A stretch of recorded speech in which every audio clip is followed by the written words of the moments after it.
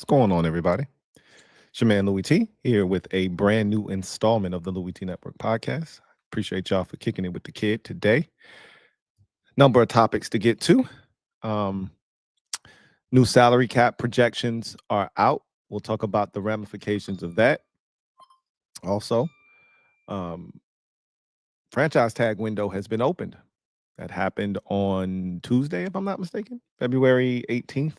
So what's today? The 20th. Um, so yeah, Tuesday. So this seems like one of the more dead franchise tag periods. Generally there's 4 or 5 guys that get tagged, and in extreme cases 7 or 8 guys, but usually no more than that, right? Most of the league doesn't use the franchise tag.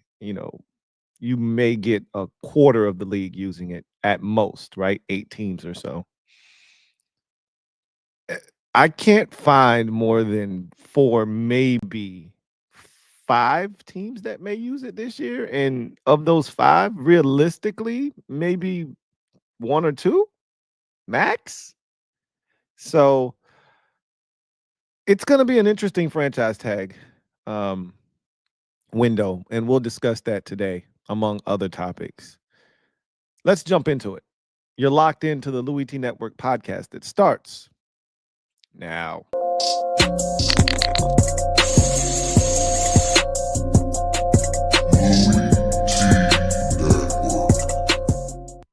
The Louie T Network is powered by MusicHead University. MusicHeads, classes in session. Turn me up. Enroll on YouTube now. Link is in the description. Who else could it be? With me, your man, Louie T. Welcome to the 484th installment of the Louie T Network podcast. I, of course, am your set man, Louie T. Thank you for joining me. Big shout out to everybody in the comment section kicking it with the kid currently. Really appreciate all of you for the support. I talked about the weather and how cold it's been briefly on my Commanders show last night. This is the coldest winter I've ever experienced, and I don't think it's close for me. Again, I can't speak for anybody else, but you got to understand that this has been a ridiculous winter. I mean, it snowed in New Orleans, people. Like, um, this is ridiculous. It is. Um, it snowed yesterday. It snowed again today, where I am.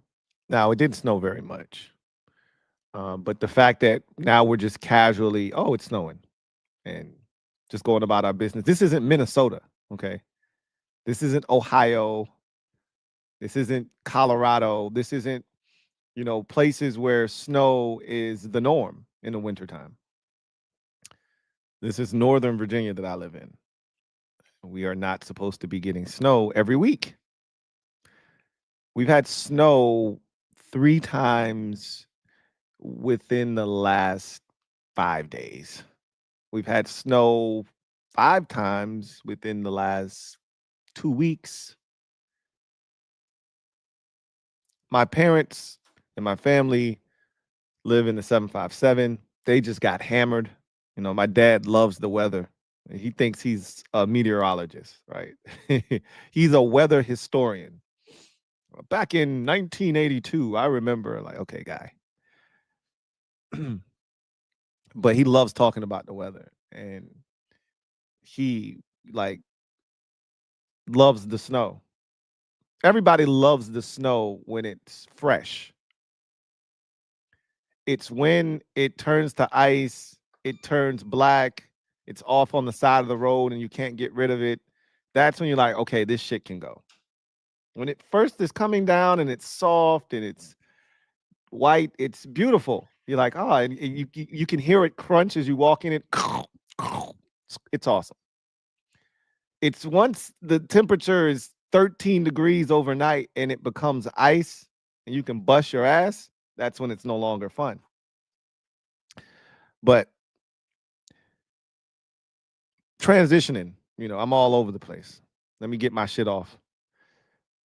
I finally finished, for those of you who are show and movie watchers like myself, and I don't fancy myself as a movie watcher per se. That would be me being a bit too generous as to what I do.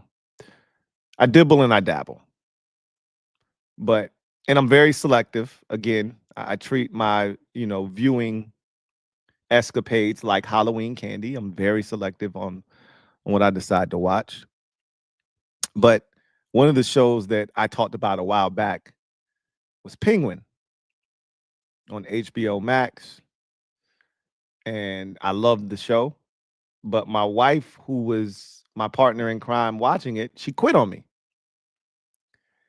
And this is one of the issues I have with my wife, is that we will start a show, but we never finish it. Only the ones that she likes, that she's,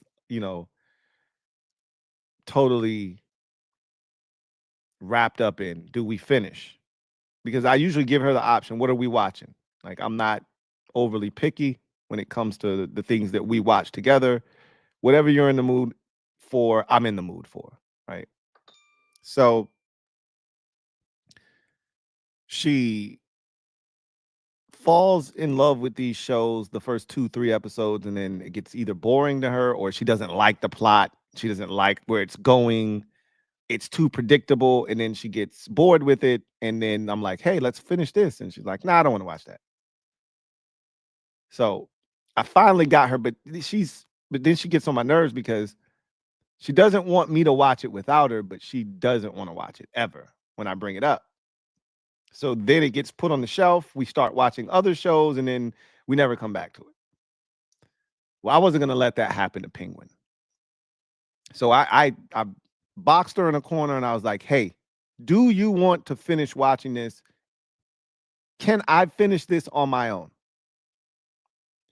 And she was like, nah, you go ahead. I was like, bet. So I binge watched the rest of the series, and man, was it good. It was good.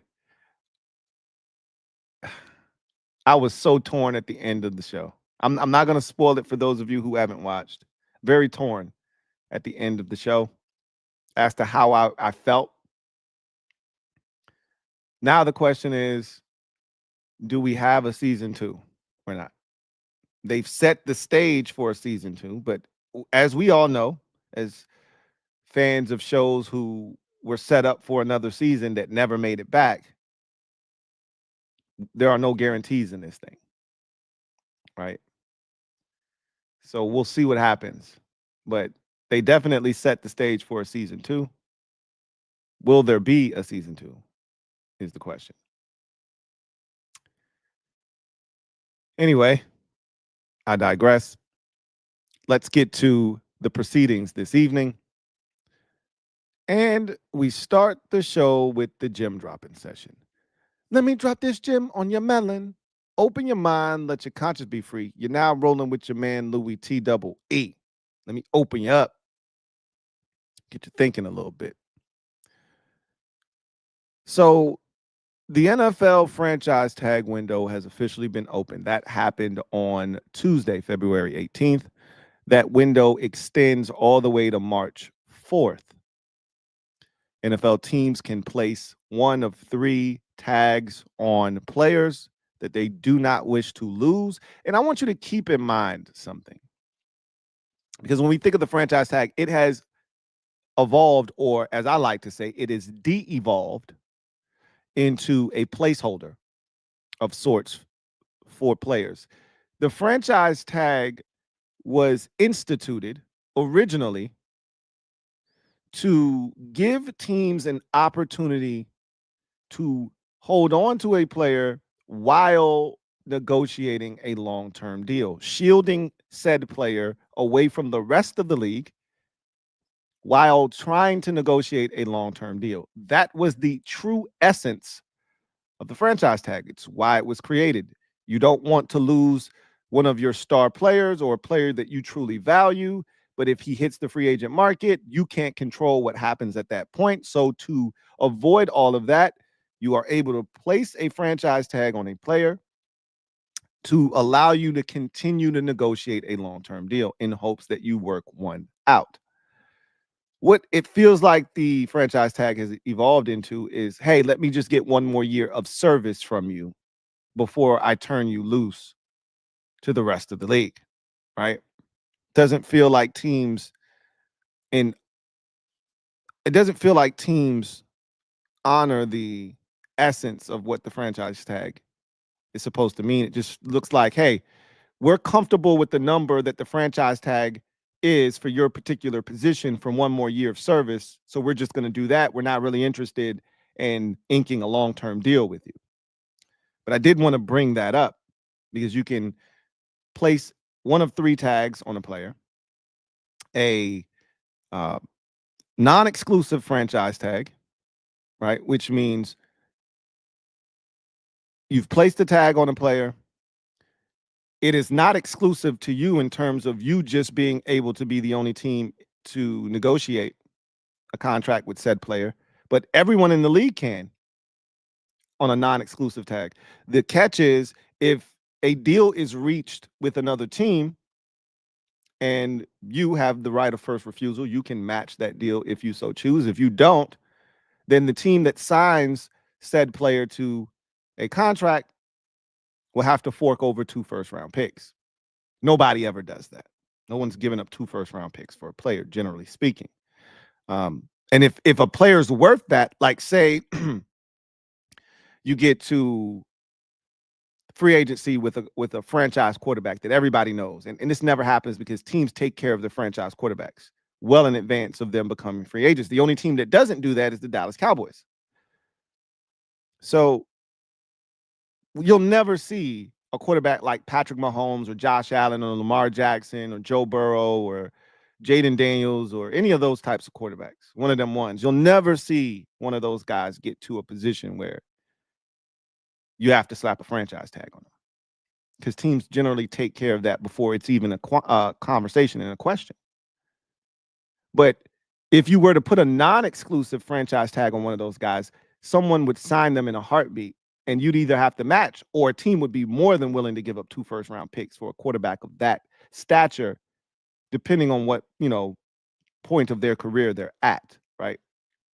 So if you want to hold on to a player and you don't want other teams having access to said player, then you slap an exclusive franchise tag, which means you're the only team that has access to that player in terms of signing a long-term deal with that player, right? No other team can swoop in, put an offer sheet in front of the player that if the team that put the franchise tag on them doesn't match, they get 2 first-round picks. That's not even an option on an exclusive tag. And then there's the transition tag, which we don't see used very often. I forget the particulars of a transition tag because it rarely comes into play. I got to actually brush up on my transition tag lingo and as to what it means because it's used so infrequently that nobody really even cares about what the transition tag means. I think I've only seen it used like once or twice since I've been doing this. It's not something that teams usually use, but those are the 3 tags. Generally, it's either an exclusive or non-exclusive. Most of the time, it's non-exclusive because teams know nobody's going to put a contract in front of someone knowing that they'll have to fork over 2 first-round picks if that player signs the deal, right? And you don't match. So with that said, I want to go through all 32 teams in the National Football League and talk about what they're going to do with their franchise tag. And I'll take it a step further because most teams have no desire to use the franchise tag, none whatsoever. I'll talk about players that are free agents for each team in the league that the team may be interested in bringing back. So let's go in the order of the divisions, right? We'll go in the order of divisions. We'll start with the AFC East, work our way all the way through the entire NFL, division by division, team by team. So we'll start with Buffalo, and they don't have a player that is worthy of a franchise tag. So Buffalo won't be using their franchise tag. But I think it is worth noting that Amari Cooper is a free agent, a guy that they traded for in season. And generally, when you trade for a player in season, unless that player was awful for you and you see no value in holding on to said player, generally you'd like to have that guy back. And I think because of the situation, and it's always tough at receiver in particular, when you trade for someone in season, for them to get kind of ingrained in um, to have someone be integrated into the offense in a way that allows them to be super effective. I can't. There's only like a handful of guys that came in and had a tremendous impact on the team that they were traded to at the trade deadline. We saw it like the last maybe 2 years. This year in particular, I don't think there was one team that traded for a receiver that receiver had an impact, like a serious impact. DeAndre Hopkins felt like he had a minimal impact on Kansas City. Uh, the Steelers they traded for they traded for what's the receiver from the Jets that was with the Chargers? Um mm, can't quite think of his name. But he didn't produce hardly anything. Now he did have a big catch against the Commanders for a touchdown. But that was probably his one claim to fame in Pittsburgh. He really didn't have an impact, really. Mike Williams, thank you, Julian Carr. Mike Williams didn't have really any impact in Pittsburgh. Um, we saw how many times Deontay Johnson was passed around. He was passed around like the peas at Thanksgiving, right? Like the gravy at Thanksgiving. Um, it was bad. I mean, he could barely even get on the field in like 3 or 4 different spots. Um, who else did we see? Obviously Amari Cooper, which is why I brought it up. He had a very minimal impact at the receiver position for the Bills. And I think there might have been 1 or 2 more guys that were traded for, but none of them really had an impact. It's tough. The last guy I think that we saw traded in season, and you know what? He wasn't even traded. I think he was signed in season, and that was Odell Beckham Jr. by the Rams back in 21. I think that's the last time we've seen a receiver come in mid-season and truly have an impact on a team and their success in the same season. So we'll see what happens with Amari Cooper. They're not using the franchise tag on 30-something-year-old Amari Cooper, but I do think they would like to have him back in the fold, give him a full offseason within the offense, let him get comfortable with Josh, let Josh get comfortable with him, and then kind of see what it looks like there. But they really don't have any free agents that they have to bring back. They got some guys that they may like to bring back, but they didn't really register for me, right? A couple of defensive linemen, et cetera, et cetera. You go on to the Miami Dolphins. They have one guy that would be worthy of the franchise tag, of course, that's safety Javon Holland, but he's already been informed by the Dolphins that they will not be using the franchise tag on him and that he will be a free agent allowed to test the market, which was expected. I didn't think that the Dolphins were interested in spending the franchise tag on a safety. It's not a position that you generally see teams use the tag on, although there are certain positions that would be more advantageous to use the tag on, safety being one of them. Linebacker used to be one of those positions, but that price tag has gone up over the last 3 years or so with guys like Roquan Smith signing these very exorbitant deals. It's pushed that number up greatly. And so now linebackers aren't very cheap on the tag anymore. Tight ends are still relatively cheap on the tag. Running backs are very cheap. They're the cheapest, as a matter of fact, on the tag still. And safeties are still relatively cheap, although that number has gone up over the last about 5 years or so. Uh, outside of Javon Holland, the Dolphins don't really have any players that you look at and say, yeah, they probably want to re-sign that guy, bring him back on board. But Holland is the one guy, and I think they're comfortable letting him test free agency. He's probably going to end up signing a deal elsewhere. The New England Patriots don't have any franchise tag, um, worthy players. And I'll take it a step further. They don't have any players that they probably want to re-sign. Like, all of their potential free agents are basic players, guys that come a dime a dozen. You let them go out there, find new homes. You're not really pressed to bring them back. But their roster stinks. They probably got the worst roster in football right now. So that makes a ton of sense that they don't have any free agents that are worth re-signing. Um, they have the most cap space in the NFL. It's not close. Like, they are head and shoulders above everyone else, cap space wise, and for good reason. They don't have any good players on their team. When you think about their roster, there aren't many guys you go, yo, I'd take that guy off of the Patriots roster. They may have one or two, but there aren't very many. That's for certain. And that is kind of indicative of that. The New York Jets don't have any franchise tag worthy players. However, DJ Reed is an interesting guy from the standpoint of this. I think they're, good on DJ Reed. They're going to let him test free agency, and he's going to end up signing elsewhere. But I just think about their new head coach, Aaron Glenn.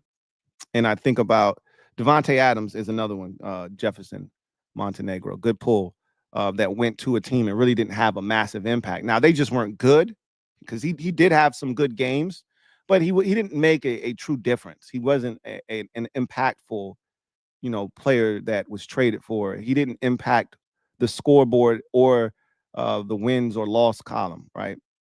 The wins and loss column. So I don't think we've had a guy traded for at the trade deadline, which is why in large part I talk about the NFL trade deadline as being very overrated, because there's not really much you're going to gain from trading.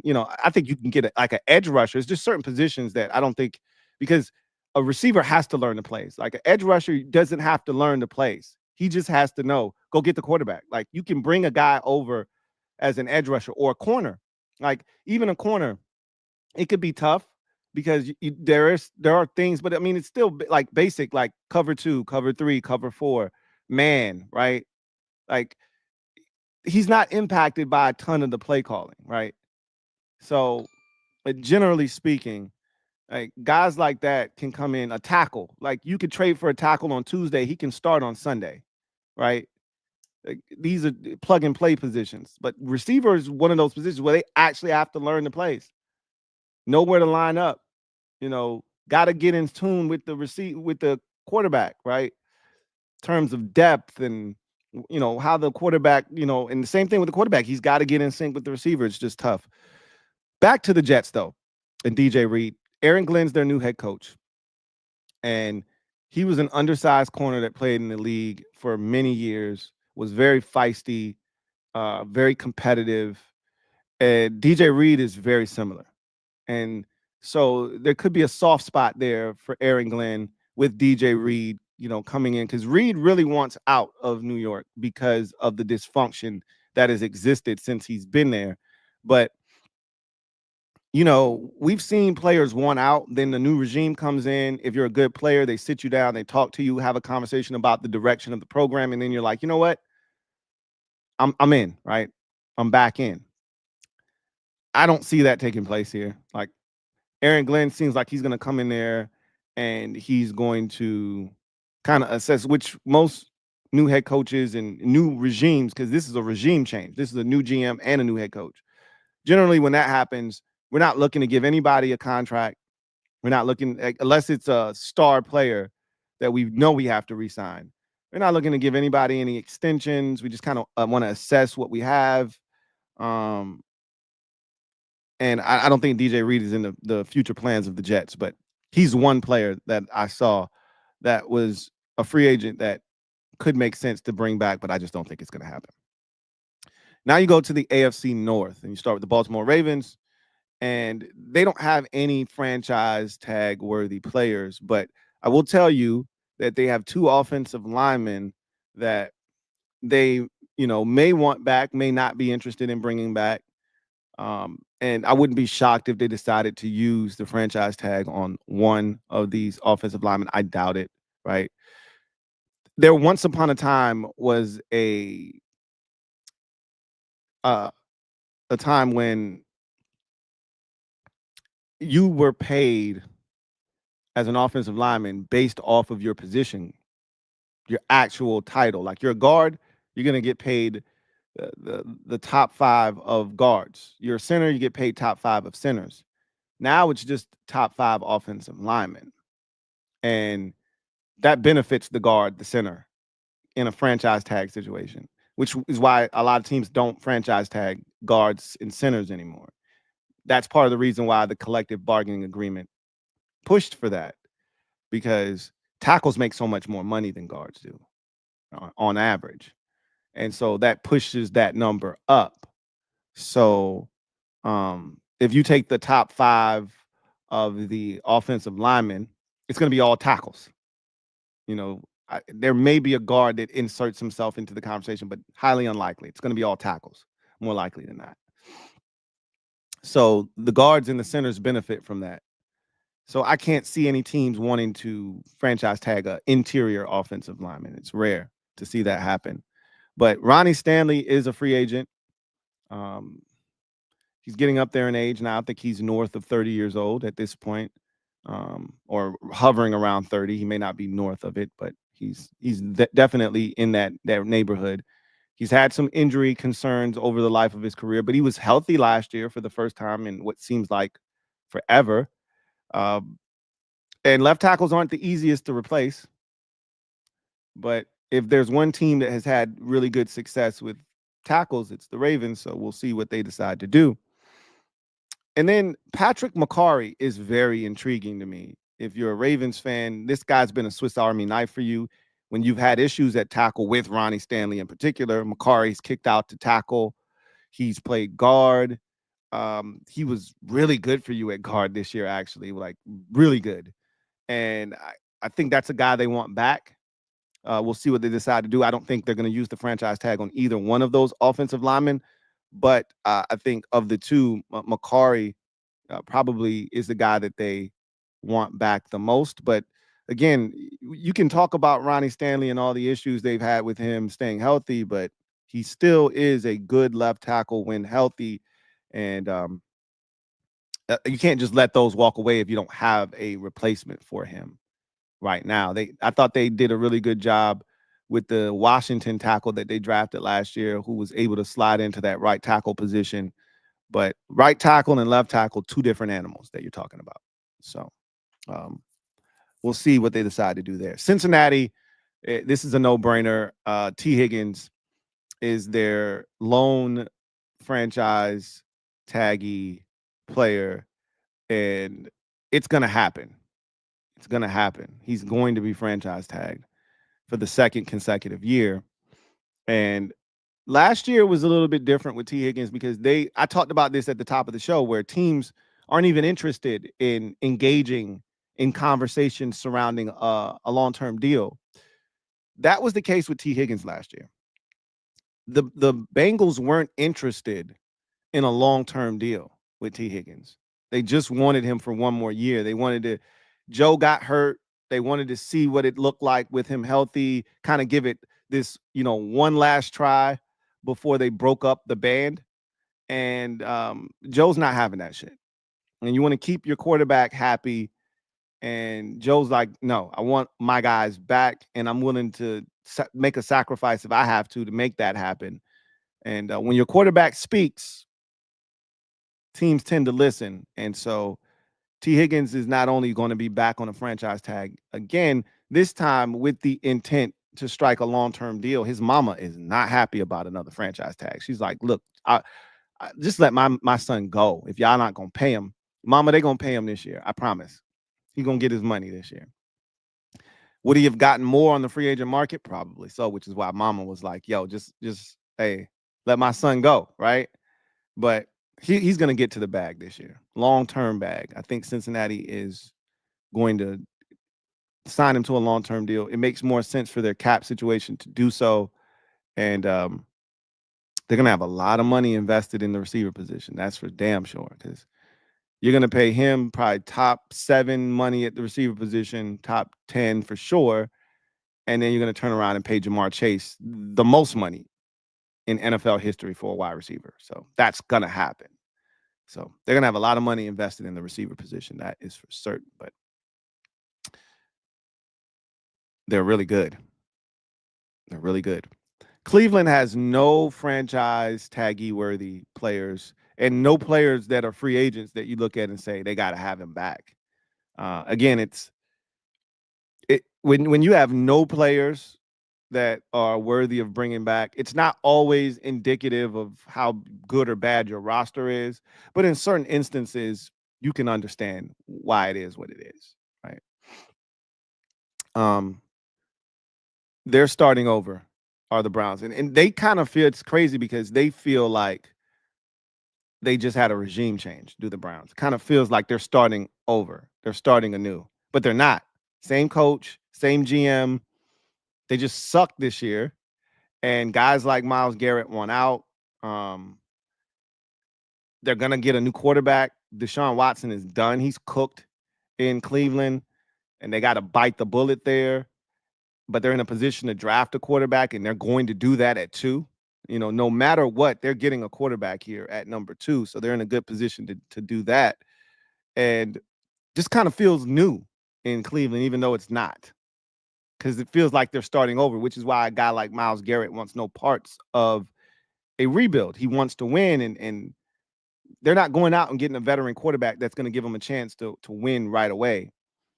But as I've said with Cleveland, teams like Washington have given teams across the league hope that you too can draft a quarterback, have him come in, change the fortunes of your franchise, and you can go from the laughing stock of the league or one of the laughing stocks to a championship game.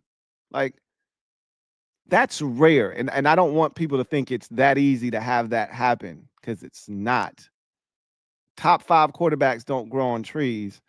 And turning around your situation from a 3-4 win operation the year before to a 12 win doesn't happen, all the time either. That's a rare occurrence as well. But what it does say, and again, it speaks to the parity in the NFL, is that you too have a shot if you get the right quarterback. And again, I always say this with the Browns in particular, because the Commanders situation, it was pretty dire, right? They weren't a good franchise. They hadn't had a winning season since 2016, right? Like, they had been awful for a very long time. So it wasn't like the Browns. The Browns were just in the playoffs in 2022, right? Or excuse me, 2023. They were in the playoffs. Okay. They were I think 11-win team with Joe Flacco and Deshaun Watson and like 2 other quarterbacks that started that year for them. But I think DTR started 2023. I think he was a rookie that year as well. He started a game or 2. And so they're thinking in their minds, we get the right quarterback, we could be right back in the postseason. So we'll see what happens there. But they don't have any guys worthy of a franchise tag. Steelers don't have any players worthy of a franchise tag, although they have both Russell Wilson and Justin Fields as free agents. They're not going to franchise tag either one of them. They're going to make a decision on one of the two, I believe. I think they're leaning towards Justin Fields. We'll see what they decide to do at the quarterback position. It just feels like they're running in, place. Feels like they're on a hamster wheel. If you're a Steelers fan, it feels like you're caught in quicksand. The more you struggle, the worse it gets, at the quarterback position in particular. But they do have one guy that I think is a necessity that they bring back. Najee Harris is a free agent. I don't think they're interested in bringing him back. They could have picked up his 5th-year option. They chose not to, so that's pretty telling in itself. Jaylen Warren, though, of the 2 running backs, to me has always been the more effective of the two. He's the one. I liken that situation to when Dallas had both Ezekiel Elliott and Tony Pollard. Elliott was the lead back, but Pollard was the one that scared me the most. And me and my dad, who is a Cowboys fan, would talk about it all the time. And I'm like, he's the guy that I fear when he comes in the game. That's the guy that I'm more concerned about than Ezekiel Elliott was Tony Pollard. Same thing in Pittsburgh.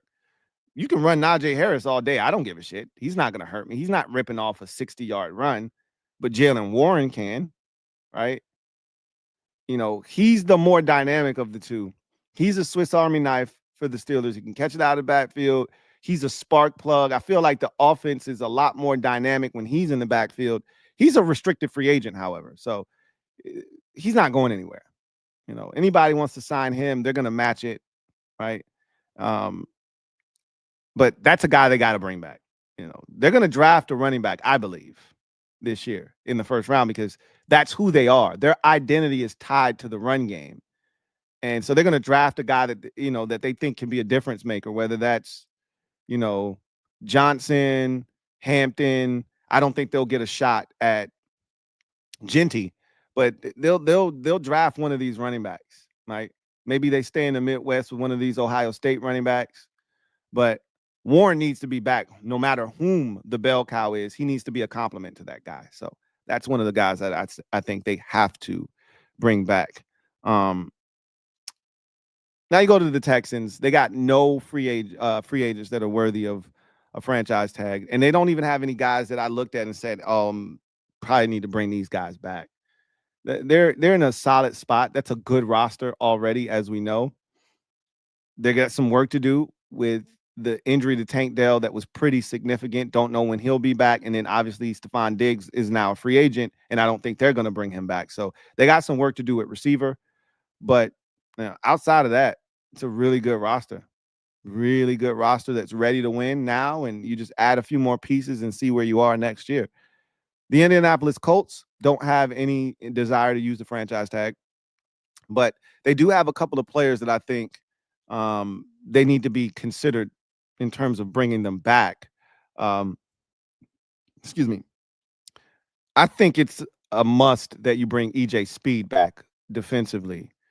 He's one of your leaders on the defensive side. He and the linebacker from Syracuse, they do a podcast together, if I'm not mistaken. Those two right now feel like the leaders defensively on that team, and they get to the football a ton. And so I just feel like you got to bring EJ Speed back if you're Indianapolis. But Julian Blackmon is another guy that they drafted in the second round out of Utah. Got off to a slow start due to injuries. I thought he looked good early in his career, then suffered some injuries. But he's played well when he's been healthy. He was healthy this past year. He was around the football, which is a staple of Julian Blackmon, that he's just always around the football.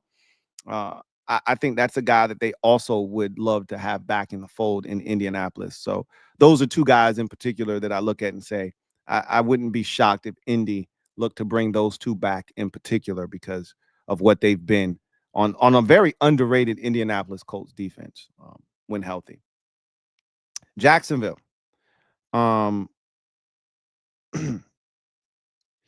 says Andre Cisco was a guy that I thought could get the franchise tag. He's been really good. He's been durable. He's been, I think, a starter for them now 3 years.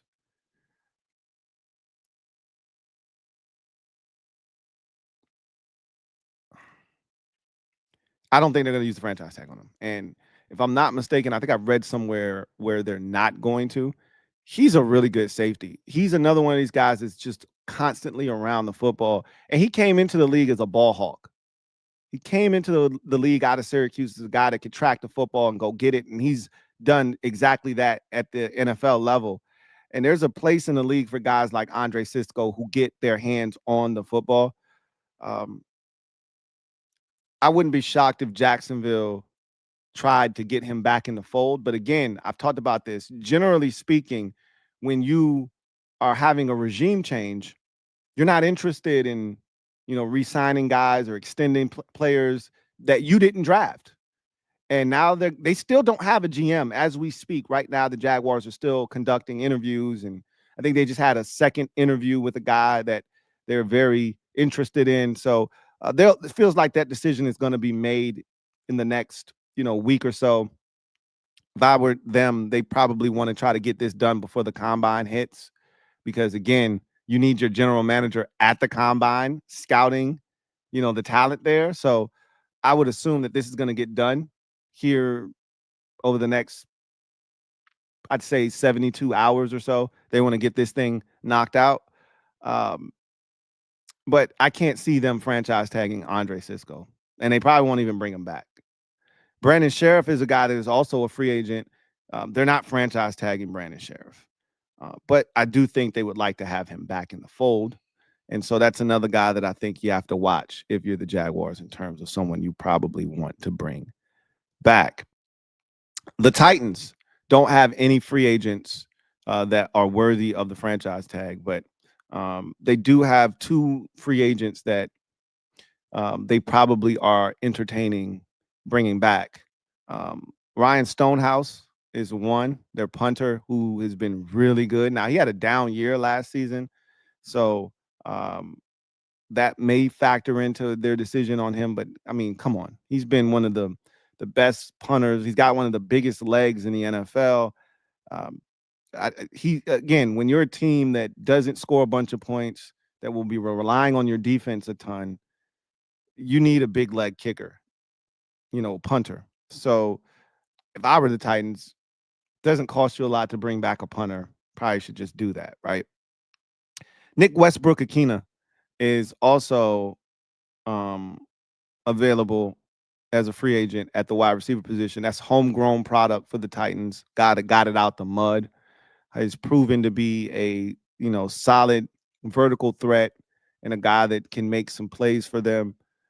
They don't have a lot of homegrown wide receiver talent. They've tried to draft receivers. It just hasn't worked in Tennessee. He's one of the guys that they were able to develop.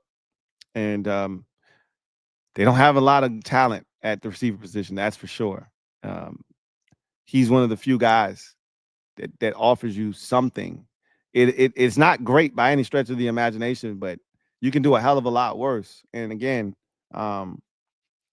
he's one of those guys you just kind of want to see what the market is for him. You don't want to overpay for his services, but somebody might give him some good money, and you might be like, "Oh, I'm good on that." You can have him for that price tag, but then the market could be really soft for him, and you could be like, "Hey, you can always come home, bro. You can always come home." So we'll see what happens with him in particular. You go to the Denver Broncos, they got nothing. Not a single guy that's worthy of a tag. Not a single guy that I look at and say, hey, you got to bring him back. So they're kind of just standing pat at this current juncture, are the Denver Broncos. Kansas City Chiefs. They've got some interesting decisions to make here. I think that they have two players that would be worthy of the franchise tag. And I wouldn't be shocked if they used it on one of these two players. So we've heard already that Trey Smith, the guard out of Tennessee, who they drafted about 4 years ago, who is a free agent, who's been stellar for them, if I'm not mistaken, at right guard, is not going to have the franchise tag applied to him. Interesting decision. It's a lot of money. Obviously, I talked about the position, and it's not the top 5 guards. It's the top 5 offensive linemen, which are all tackles. So it's a lot of money. So I understand why the Chiefs are apprehensive to do that. You can't keep everybody. When you've had the success that they've had, you can't keep everybody. You got to make some tough decisions. You got to let some guys walk. You got to pay the guys that, you can't live without. And you got to let some of the guys walk and just try to, replenish their offensive line was such a problem, specifically the tackle position, right? The left tackle position. They've been looking for one. And they kind of bit themselves in the ass, so to speak, because they could have kept Orlando Brown. Orlando Brown kind of bit himself in the ass as well. They kind of both needed each other. They both got in their feelings. Chief said, hey, this is the deal that we have on the table. He's like, that ain't enough. He thought he was going to get more. He didn't get more in the open market. So he goes to Cincinnati, got less money than, what he would have probably gotten in Kansas City. But it was about principle for him. Okay, cool. I'm going to just go over here to your rival, right? They was like, all right, it's whatever. They drafted, Suamataia out of BYU. They thought he was going to be able to step in. They had another guy that had played solid for them the year before that they were, that was young, that they figured, hey, he might be he got injured. He missed the beginning of the season. They started Suamataia. He struggled. They brought the other guy back once he got healthy. He wasn't good enough. And then the problems persisted to the point where they had to take a guard and Joe Thuney and put him at tackle, and that was a disaster, especially in the Super Bowl. So Trey Smith, you don't want to create any more holes on that offensive line, right? If you're the Chiefs, that interior was really good. Of Thuney, what's my guy's name? The center. He was really good. He's really good. I forgot where he went to school at. I think they paid him already. And then Trey Smith, like that interior was elite. Then you had to move pieces around to accommodate the tackle position. But Creed Humphrey, thank you, Jefferson Montenegro. Creed Humphrey is a beast inside at center. And so you had one of the best interiors. If you don't bring back Trey Smith, now you got to go find a new guard. But you can find guards in the draft, right? You can find guards, but that'd be a loss. But again, you can't pay everybody. Nick Bolton is another guy that I think is worthy of a franchise tag, and he may get it. Part of the reason they may have told Trey Smith, we're not franchise tagging you, is so that they can hold on to Nick Bolton. Now, again, is Kansas City in a position to be franchise tagging anyone? Maybe, maybe not. But those are two guys that are definitely worthy of franchise tag consideration. Bolton is a guy that I don't think they can live without on the defensive side of the football. There are certain guys that just are key cogs in the way you play defense. He and Chris Jones, to me, defensively, are the two guys they just can't function without defensively. They move safeties around. They draft safeties. They had Tyrann Mathieu. They moved on from him. They went out and got Justin Reed. He's a free agent this year, a guy that they, may bring back. They may let him walk and hit free agency. They find safeties, right? They got the kid from Cincinnati that they drafted a couple of years ago that's been really good for them. They'll plug a safety in. We know they play around with the cornerback position all the time, right? They don't pay corners, all right? Generally speaking, they usually take other teams' trash. Oh, he used to be a first-round pick. We'll take him here, right? We'll try to shine him up. Jalen Warren, not Jalen Warren. Forgot the tall ass corner that they had that actually wasn't too bad. And then they had another rookie out there. Jamari Connor, another guy that they had out there.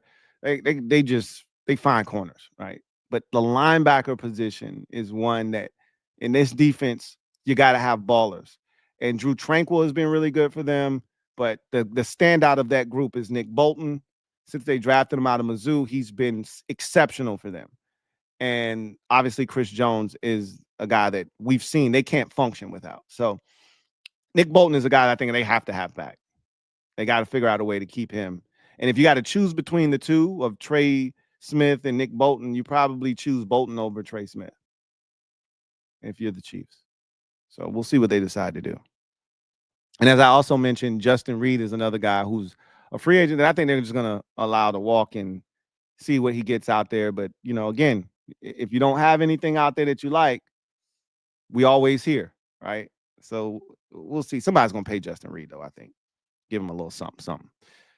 Raiders have one guy worthy of franchise tagging, and that's Trayvon Merrick, the safety that they drafted out of TCU about 4 years ago.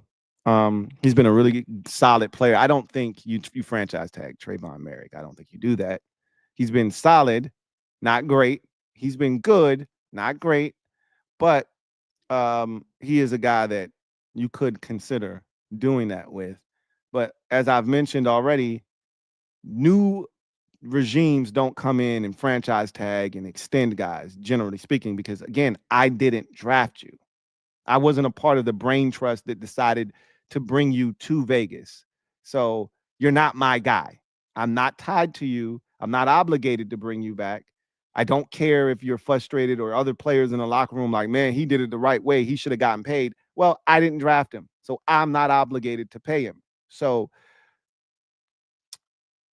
Merrick is going to be allowed to test the free agent waters, and more likely than not, he'll land somewhere else and get some solid money to do so.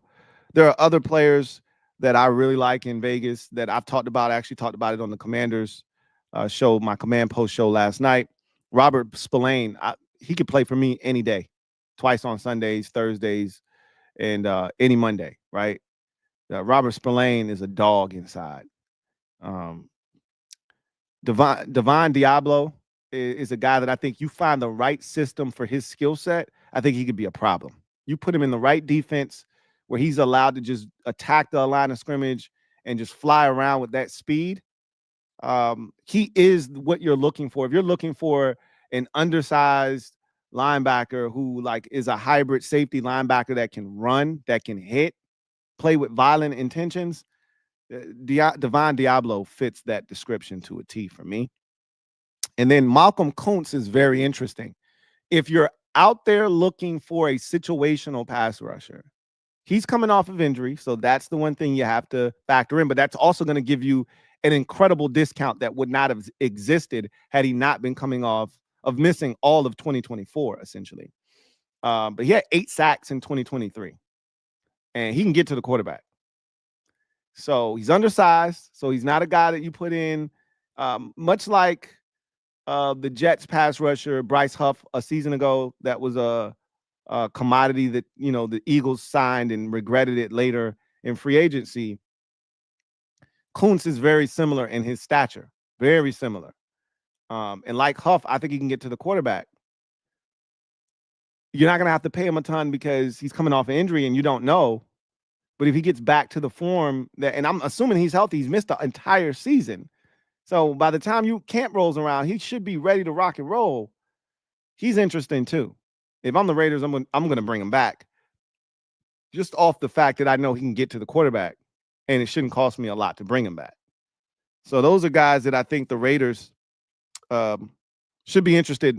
Robert Spillane is a guy that if he were younger, you probably would entertain putting a franchise tag on him, but he's not. So I wouldn't, but he's a good football player. And if I'm the Raiders, I want Robert Spillane back. He's the general of that defense.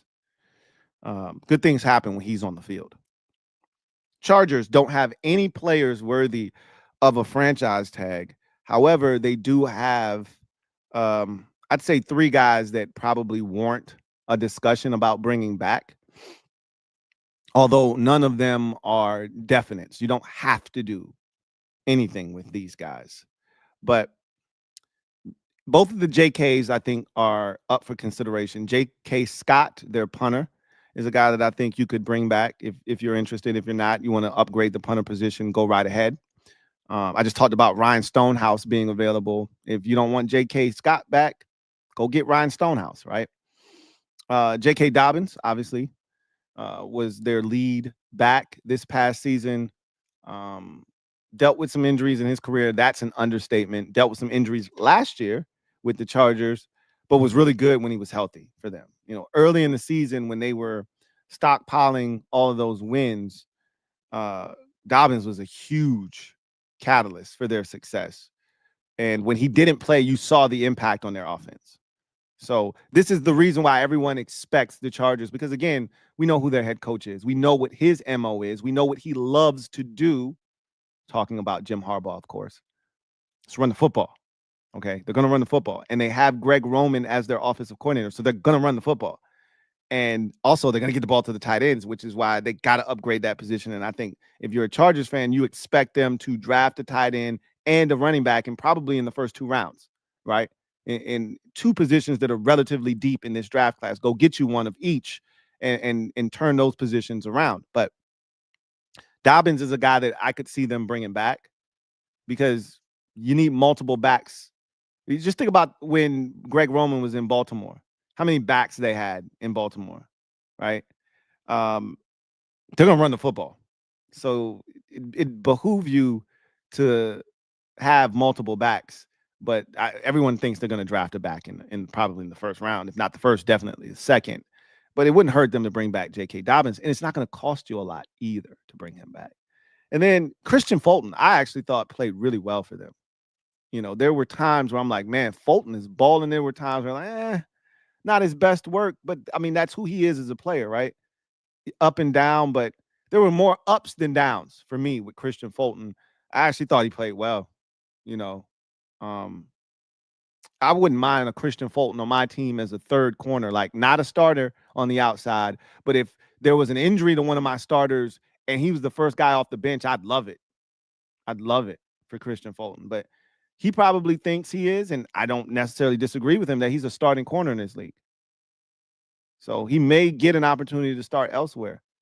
But I thought he was really solid for the Chargers. And if I'm the Chargers, you know, they also have another corner who, you know, came in with a lot of expectations, didn't meet those expectations. And Asante Samuel Jr., he's a free agent as well. I don't think they're really interested in retaining his services. I think they're more interested in retaining Christian Fulton than they are Asante Samuel at this point. But we'll see, right? So you move on to the NFC, and we start with the NFC East, and we start with the Dallas Cowboys. They do have one guy worthy of the franchise tag. Of course, Jerry isn't going to use it. All right. He only uses it on running backs and receivers and quarterbacks, right?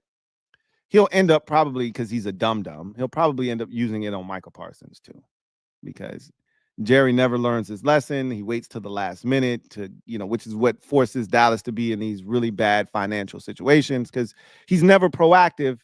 He's always reactive, which is the worst thing you can do when it comes to contracts. The earlier you sign a guy to an extension, the cheaper the deal is going to be in the long run. Now, you can be wrong. The Eagles were wrong about Carson Wentz. They were early, right? But they were wrong. But guess what? Had they waited and he actually ended up being the guy that they thought he was going to be, it would have been more expensive. The Ravens found that out with Joe Flacco, right? If they were early with Flacco, they never have to worry about him winning the Super Bowl and then costing him probably like 12 players the next year because they had to sign him to that ridiculous contract. But they weren't early. They waited, and then he has this crazy run in the postseason, wins the Super Bowl, and now you got to pay him, and now you got to lose, 7 starters and 12 players total from the year before because you can't afford to pay them because you got to pay Joe Flacco. You don't want to find yourself in that position.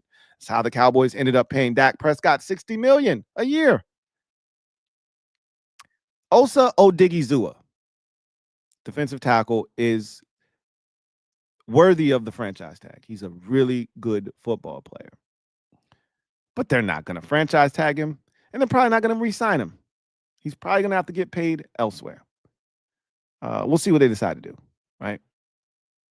But here are some guys that I think warrant some conversations in Dallas. Rico Dowdle at the running back position. I know most Cowboys fans want to upgrade the running back position, and look, they're going to have an opportunity to do it this year. Okay.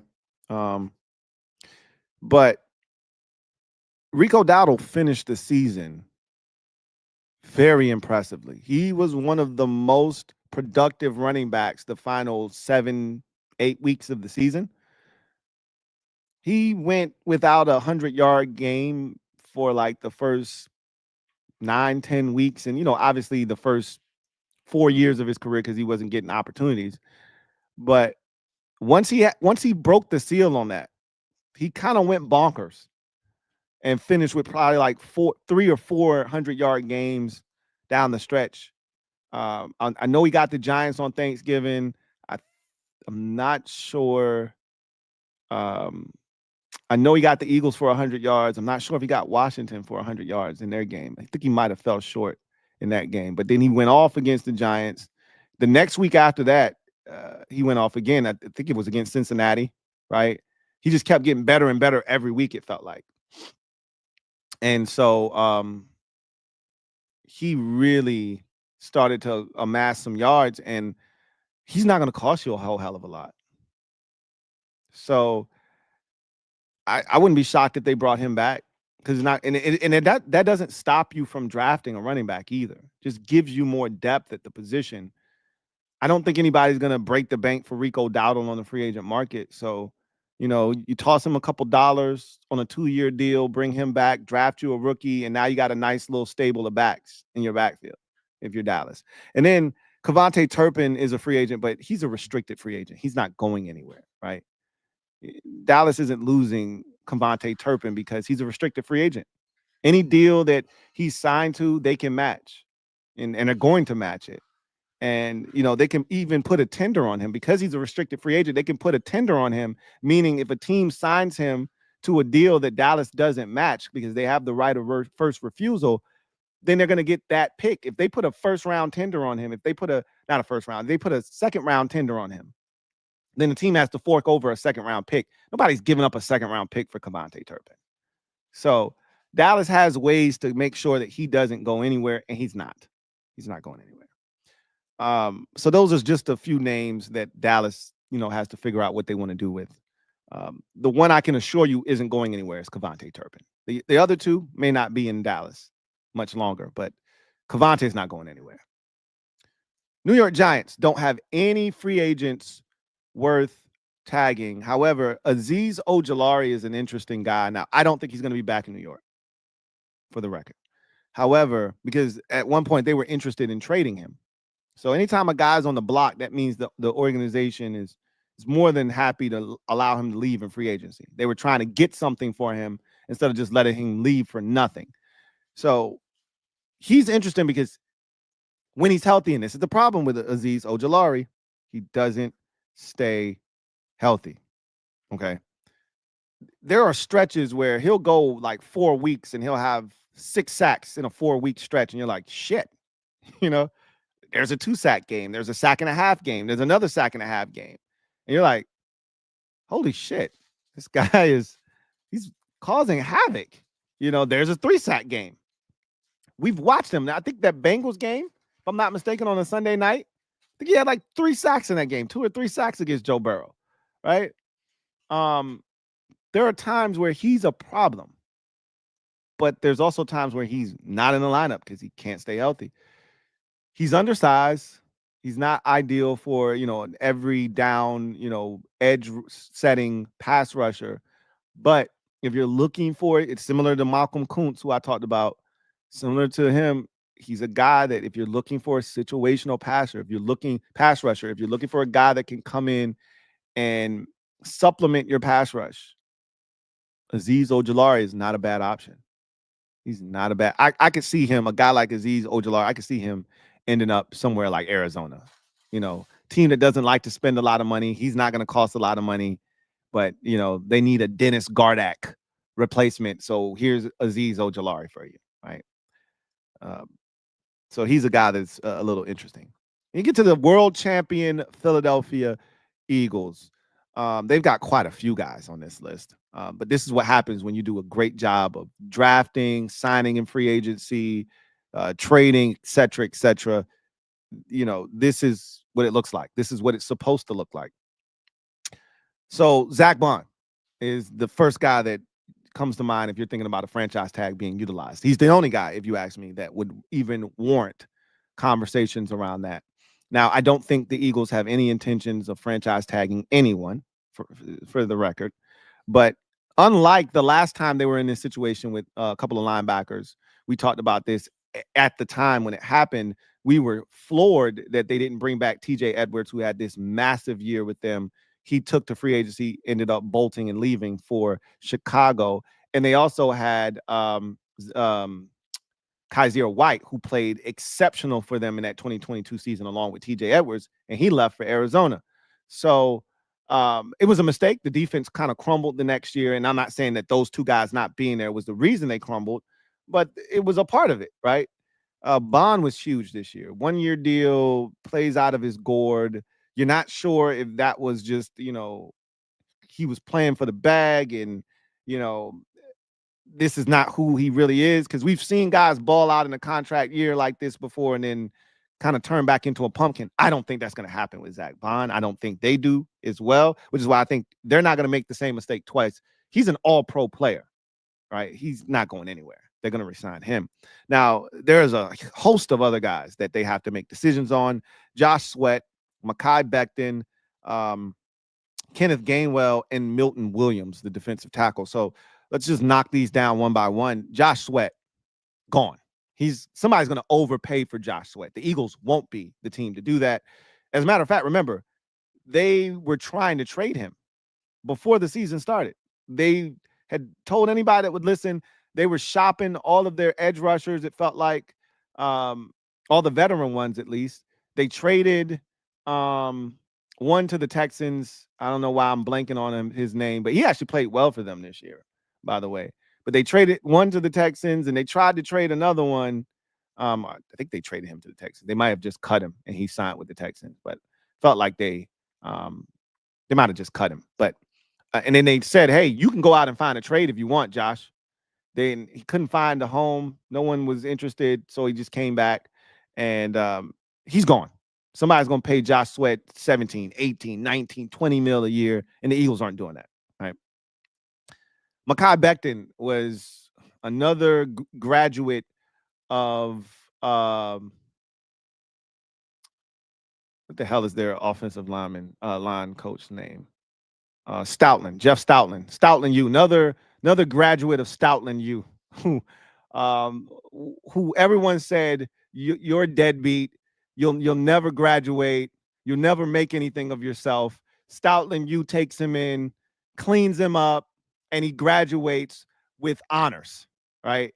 Guy that was on a 1-year deal, just, hey, figure it out, bro. And he graduated with honors. And look at Mekhi Becton now, in a position to get a nice 3-year deal from someone playing the guard position. It could easily be in Philadelphia if the numbers are right. If not, somebody else will gladly play this man good money to be a starting guard in the NFL. So good for him. It could be back in Philadelphia. They've got the money. It's not going to cost a ton, but it's going to be more than the 1 year, $5 million or whatever it was to sign him last year. That's for sure. Milton Williams is the one that to me is the most interesting after Zach Bond because he's really good. Like really, really good. You know what was funny was Howie Roseman caught a lot of flack for drafting Milton Williams. If you remember, there was this weird interaction between him and a couple of front office executives in the draft room. Howie wanted a high five because they traded back thinking that the guy that they wanted, which was the defensive tackle in Detroit, who's also a beast. I can't remember his name, but he just got injured this year. But he was part of the reason that they were so good defensively. He and obviously the edge rusher that got hurt. They both got hurt last year. We know Detroit's defense was really banged up, but that was the guy that they wanted. And right before they traded back and they had a chance to take him, they traded back being greedy, and he went 1 pick before them, right? So they end up taking Milton Williams instead, right? Howie's all excited. He's looking for a high five. Aleem McNeil, thank you. You've been on it, Jefferson Montenegro. You've been on it. Aleem McNeil was the guy they wanted initially, and Detroit took him 1 pick before Philadelphia because they traded back. And so they ended up taking Milton Williams because they didn't get Aleem McNeil. And Aleem McNeil has turned into a beast, but so did Milton Williams. And I remember how he wanted a high five, and the guy didn't want to give him a high five. And it was just weird. I was like, what, dude? Like, it was weird. And everybody was frying him up for it, but it turned out to be a hell of a pick. And this guy gets pressure on the quarterback. He stops the run. He's so disruptive. He plays on the opposite side of the line of scrimmage. they got a decision to make. But one thing I can say about the Eagles, like the Ojabo kid out of Texas, he's a beast too. Like they draft so well on the defensive line that if there was one position I would be comfortable allowing to walk in free agency because I think I can find another guy to do what he was capable of doing, it's Milton Williams. It's the defensive tackle position because they've been so good on that defensive line, whether it's defensive end with a guy like Josh Sweat, who they drafted and developed, or it's Milton Williams, right, who they drafted and developed into a hell of a football player. So I think they're going to let him walk because I think Milton Williams is going to get, like, Odigizua is going to get good money at defensive tackle, and I think also Milton Williams is going to get some good money at defensive tackle. Now, something that could hurt guys like that is that this is a deep defensive line draft class. So teams may be a little apprehensive to open up the wallet knowing that we can find guys in the draft, but Milton Williams is really good, and somebody's going to pay him. Somebody's going to pay him. Maybe, and I don't know if it's going to be the Philadelphia Eagles. And then Kenneth Gainwell, he's really interesting. In another position that's deep in this draft class at running back, they probably could, allow him to go somewhere else if the money isn't right. I just don't know if there's a market for Kenneth Gainwell. Like, I don't think there's a big market for him. And because of that, I think he could be back in Philadelphia for a reasonable price, right? Like, if it's not broke, you don't need to fix it. Don't think it's going to cost you a bunch. But if you're not happy with the price, then you just draft a guy and keep it pushing. So he's a guy that I think can be back in Philadelphia. Doesn't have to be, but I don't think it's going to cost you a lot to bring him back. But I do think Sweat and Milton Williams are gone. Milton Williams is going to cost a lot of money, I think, at a position that the Eagles draft so well, and in a draft where that position is super deep. I don't think the Eagles really need to pay for Milton Williams, even though he, again, was really good. We talked so much about that Georgia wall that they have inside. But a Jabo as a reserve and Milton Williams, those guys, like, to me, Milton Williams was the second best defensive tackle on that defense behind Jalen Carter. To me, I don't even think that's up for debate, honestly speaking. But we'll see what they decide to do. The Commanders don't have any players that warrant the franchise tag, not a single one. However, they do have quite a few guys that they probably are going to be interested in bringing back. Bobby Wagner, obviously, Jeremy Chin. Bobby Wagner was an All-Pro last year, second team All-Pro. So I think there's interest in bringing him back on a one-year deal. Jeremy Chin was a one-year deal the year before. He's a guy that I think they may be interested in signing to a long-term deal. Tress Way has been a punter in Washington forever. He's a leader on the team. He's a guy that I think I feel like he's like the Levante David of Washington in the sense that he shouldn't finish his career anywhere else. As long as he wants to play football, there should be a job with his name on it in Washington. Same thing could be said for Levante David. We'll talk about him here in a second with Tampa Bay. But Tress Way should be back. Dante Fowler Jr. had double-digit sacks last season. Again, he's a Dan Quinn lifer. I just don't see him going anywhere, so he should be back. And then Zach Ertz obviously had himself a season at 33 years old. I imagine he will be back on a one-year deal as well, but we'll see what happens in Washington. Chicago, they've got some decisions to make, and one of them is along the offensive line. Now, I don't think they're going to use their franchise tag, but if they were going to use it, Tevin Jenkins is the guy that comes to mind. This is a guy that they spent an early pick on, has played well at guard for them. I think they drafted him to be a tackle, but they kicked him inside. He's played well. And on a line that has been less than stellar for Chicago, do you want to create any more holes is the question. How much is Tevin Jenkins going to cost you is another question. But you got to protect Caleb Williams. The protection for him wasn't good enough last season, clearly. And, do you want to spread your resources out amongst the line as a whole, or do you want to invest in a guy like Tevin Jenkins? They've got to make a decision there. Keenan Allen is a guy that they traded for. Um, I think they're comfortable letting Keenan Allen walk. Right, they've got a ton of resources at wide receiver. Obviously, they drafted Rome Odunze last year. They still have DJ Moore. They probably feel really good about their receiving group. And they're in a position to draft more receivers this year. Like I just don't think that they have to bring back Keenan Allen. And so he's a guy that he played well for them. And he actually stayed relatively healthy last season. So I think they would be interested in bringing him back, but I also believe that they're cool with letting him walk away. So we'll see what they do there. Detroit don't have any guys that are worthy of the franchise tag, but they do have Carlton Davis, who is coming off of what I thought was a good season until he broke his jaw and missed the remainder of the season. And he broke his jaw like week 16, something like that, and cost him the rest of the season. He's a guy that at a position that they desperately needed help, he came in and gave them relief. Was it enough? Was his play enough to warrant them wanting him back, or are they going to go in a different direction? Remember, they drafted 2 young corners last year, if I'm not mistaken.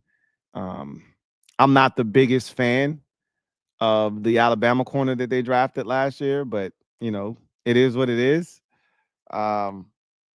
We'll just see what they decide to do, because if I'm not mistaken, they drafted 2 young corners last year. I think they also drafted the corner out of Mizzou, if I'm not mistaken, as well. So I think they drafted 2 young corners, and maybe they're ready for those 2 young corners to take flight and be the starters and see what they can do, sink or swim, right?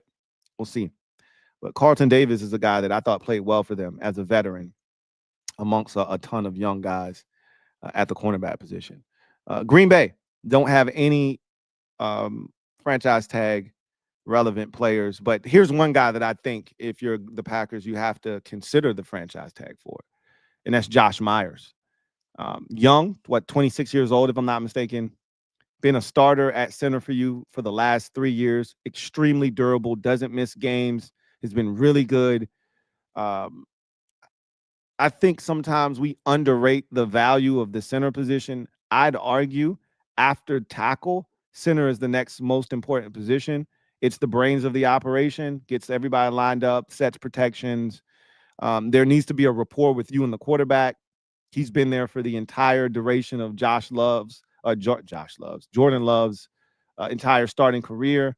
And he's been a fixture on that Green Bay Packers line that has had pieces going in and out, changes all around. He's been one of the guys that have been mainstays on that line. I think you got to really take a hard, long look at bringing back Josh Myers and maybe even having to use the franchise tag to try to work out a long-term deal if you can't get it done before the end of that window. So I think that's a guy that if I'm the Packers, if anybody, you got to, take a look at. They've got some other names, but, none of them really stand out as guys that they have to bring back. But Myers seems to be one, to me at least. Minnesota. So they're very interesting. So there are only like 3 teams, I said this at the top of the show, that I think realistically could use the franchise tag. One, Cincinnati's going to use it, okay? Unless they find a way to strike a deal with T. Higgins before the end of that window, they're gonna put the franchise tag on him, right? Because they don't want him having an opportunity to test the free agent market because they'll never get him back, right? Then there's Tampa Bay. We'll talk about them.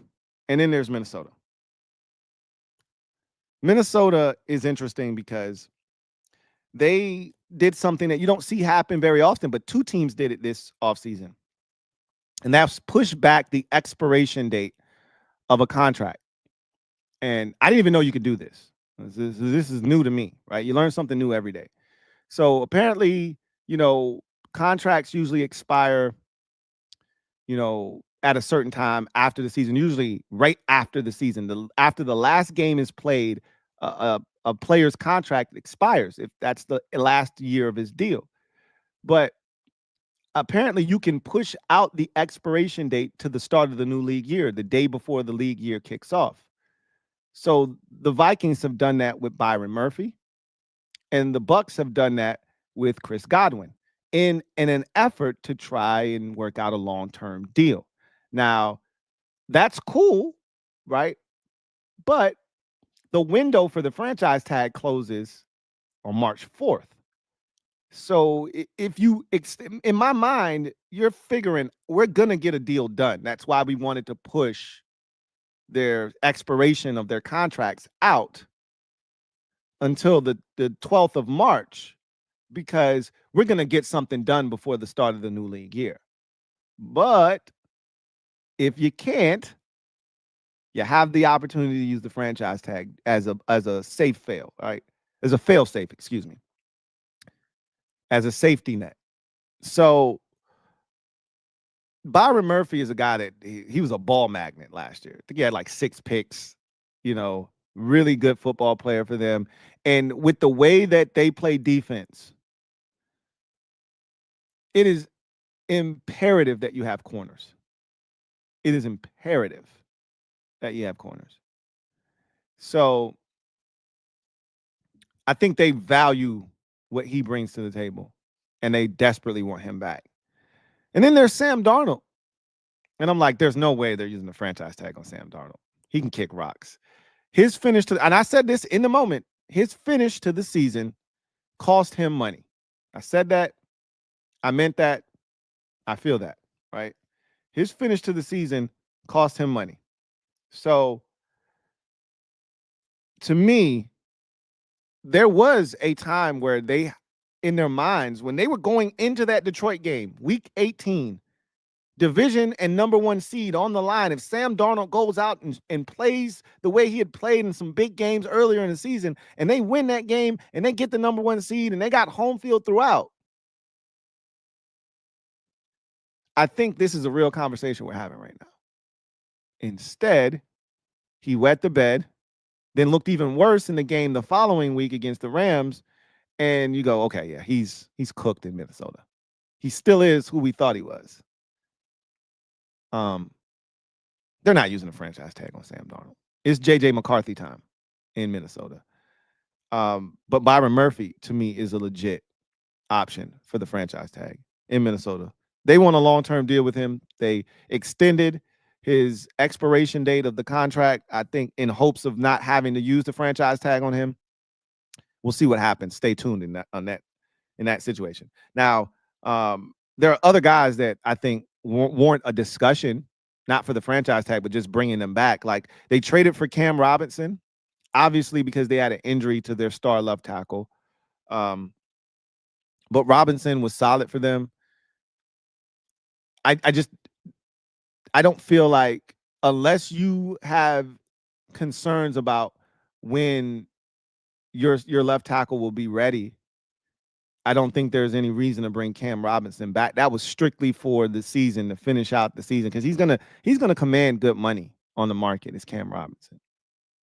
You just don't need it. You got Brian O'Neill. You got your left tackle. You don't need to keep Cam Robinson, unless you think, man, it could be a while before we get our guy back. So he's one guy.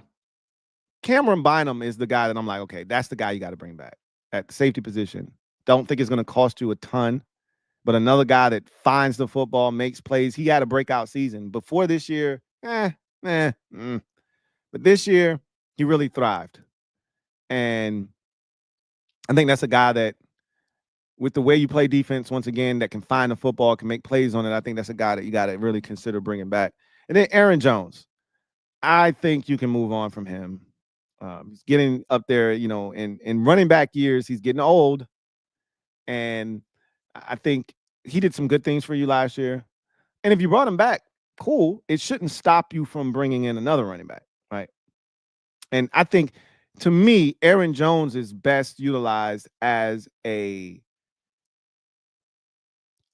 alternate to a lead back. He is, to me, best utilized as the second guy in an attack.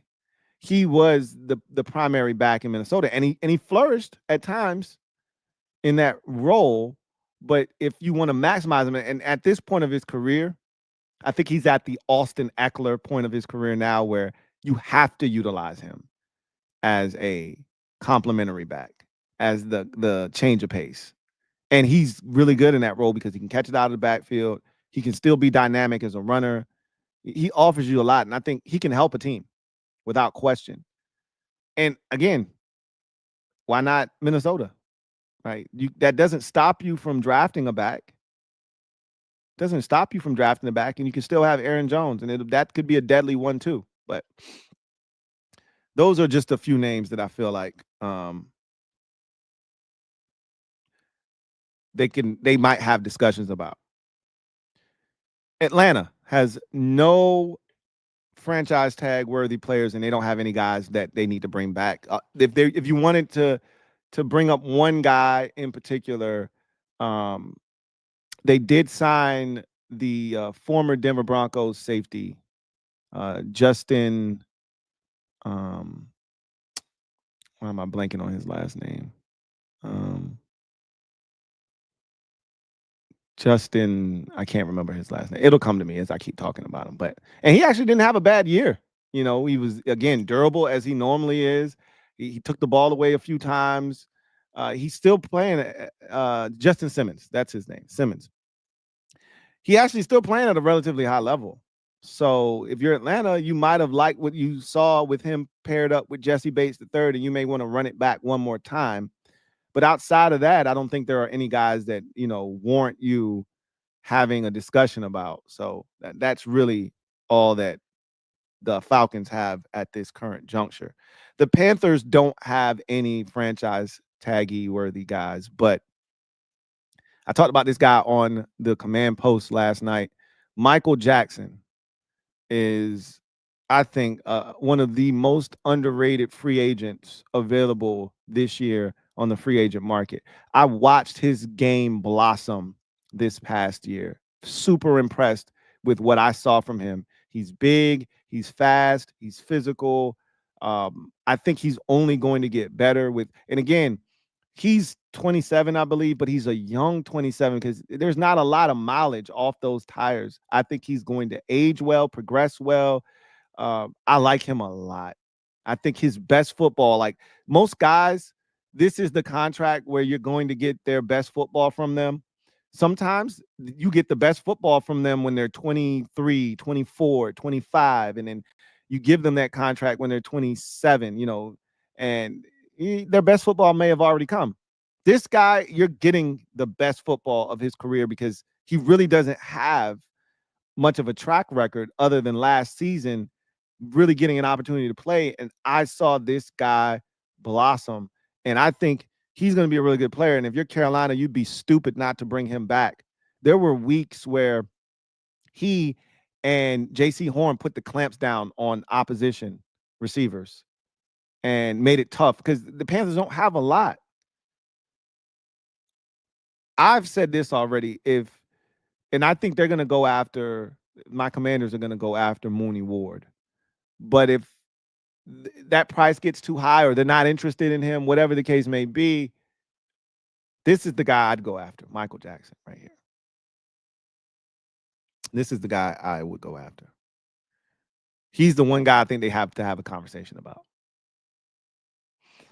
New Orleans have no guys worthy of the franchise tag, but they do have three guys that need to have conversations about. Paulson Adebo, young corner that they drafted out of Stanford, was really starting to come into his own, and then he suffered an injury that cost him the vast majority of the 2024 season. I think he got injured in week 7 or 8, missed the rest of the season. So he is, going to be healthy. I saw him post a couple videos on social media showing him running at over 20 miles an hour on the treadmill. So he's trying to show everybody, hey, I'm healthy. I'm running. I'm going to be fine. You can spend money on me in free agency. We'll see how that goes. That's a conversation that they need to have. Chase Young played well for them. And again, he's the new Jadeveon Clowney.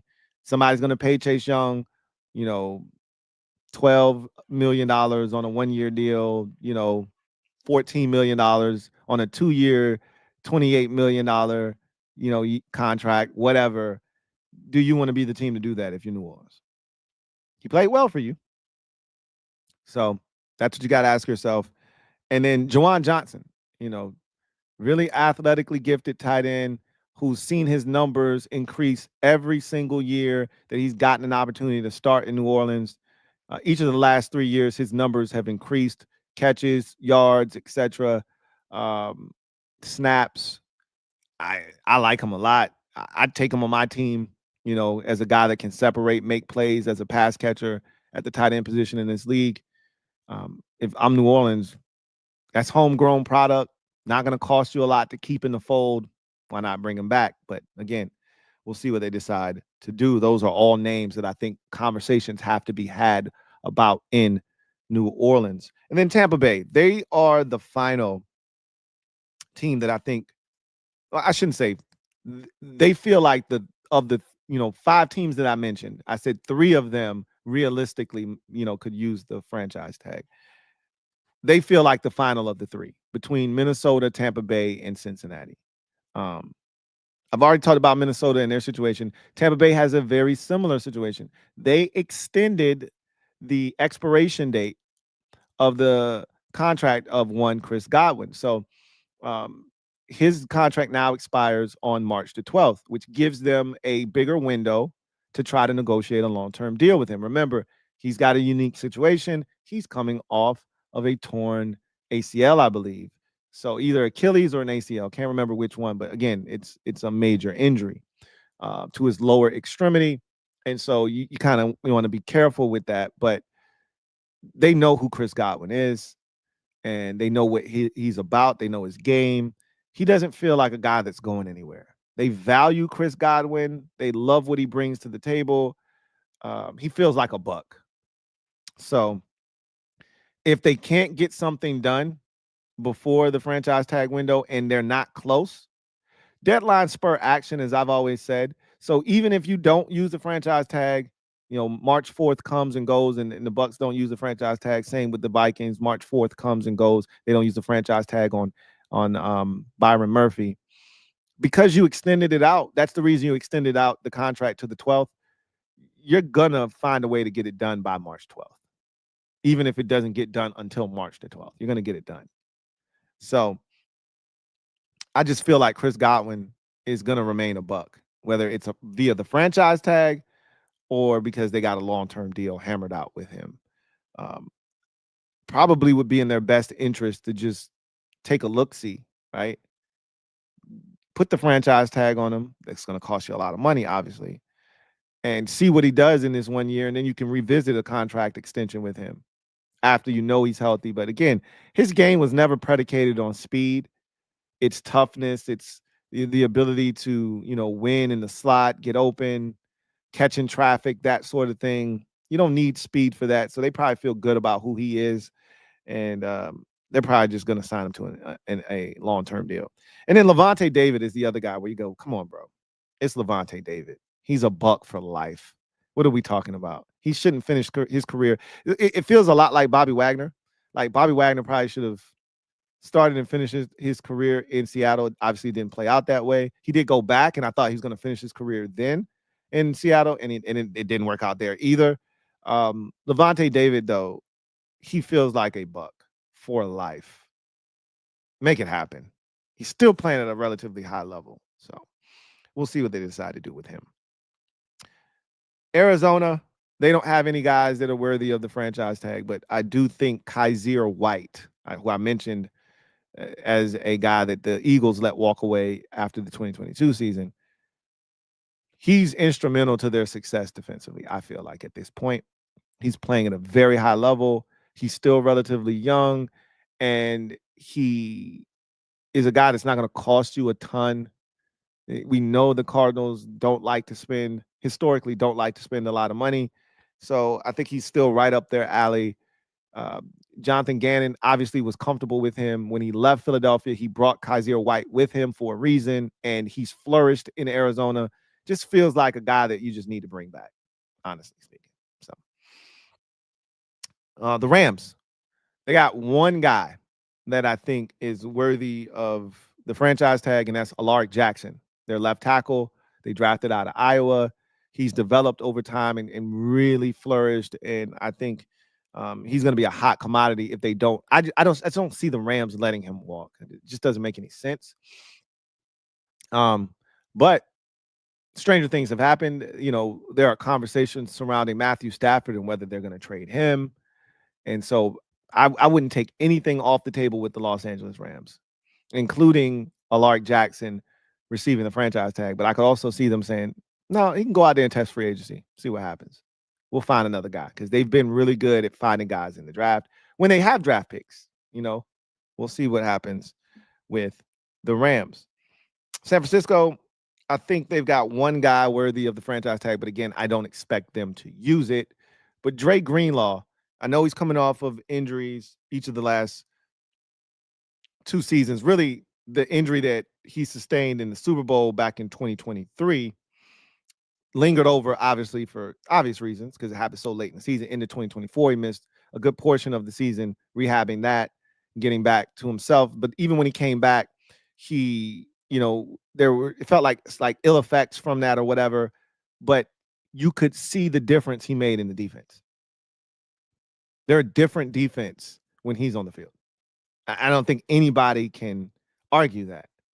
And so I don't think there's quite the Nick Bolton effect. I think that would probably more so be something that you would attach to the other linebacker there, Fred Warner. But I think he has a massive impact on that defense. And when he's out there, they're a different unit. When he's not, you can kind of feel the difference. So I don't expect them to use the franchise tag, but I do expect them to have conversations about Dre Greenlaw. I do. And I do think there will be a market for him despite the injuries if they don't want to pay him. Aaron Banks is a guy that has been a starter for you coming out of Notre Dame for the last 3 years roughly. Has played solid football for you. If I'm the 49ers, that's a conversation worth having as far as whether you want to bring him back. How much more do you want to invest on the offensive line? One thing they've done over the years is they really haven't invested in the offensive line a ton other than Trent Williams. Mike McGlinchey, they let him walk in free agency. And generally speaking, they find offensive linemen because in Kyle Shanahan's offense, you can find offensive linemen that can plug and play, right? So will they pay Aaron Banks? How much is it going to cost? I don't think he's going to be super expensive, but again, we'll see what they decide to do there. And then obviously Talanoa Hufanga is a guy that a few years ago was everywhere. He looked like the second coming of Troy Polamalu, hair flying around, making plays, hitting anything that moves. Then, injury here, injury there. Seemed to be a guy that just didn't take that next step, so to speak. And so somewhat of a freelancer, not always where he's supposed to be when he's supposed to be there. Can take poor angles, can be a little, he's one of those guys that he plays with a reckless abandon that you love, but sometimes he can be OC. And so do the 49ers value him? It's a conversation. I think they're probably willing to let him walk, but we'll see what happens, right? And in Seattle, they've got one guy that would warrant the franchise tag, and that's Ernest Jones, the fourth linebacker that they traded with the Rams for, and then he went over to Seattle and absolutely murdered it. And here's the thing.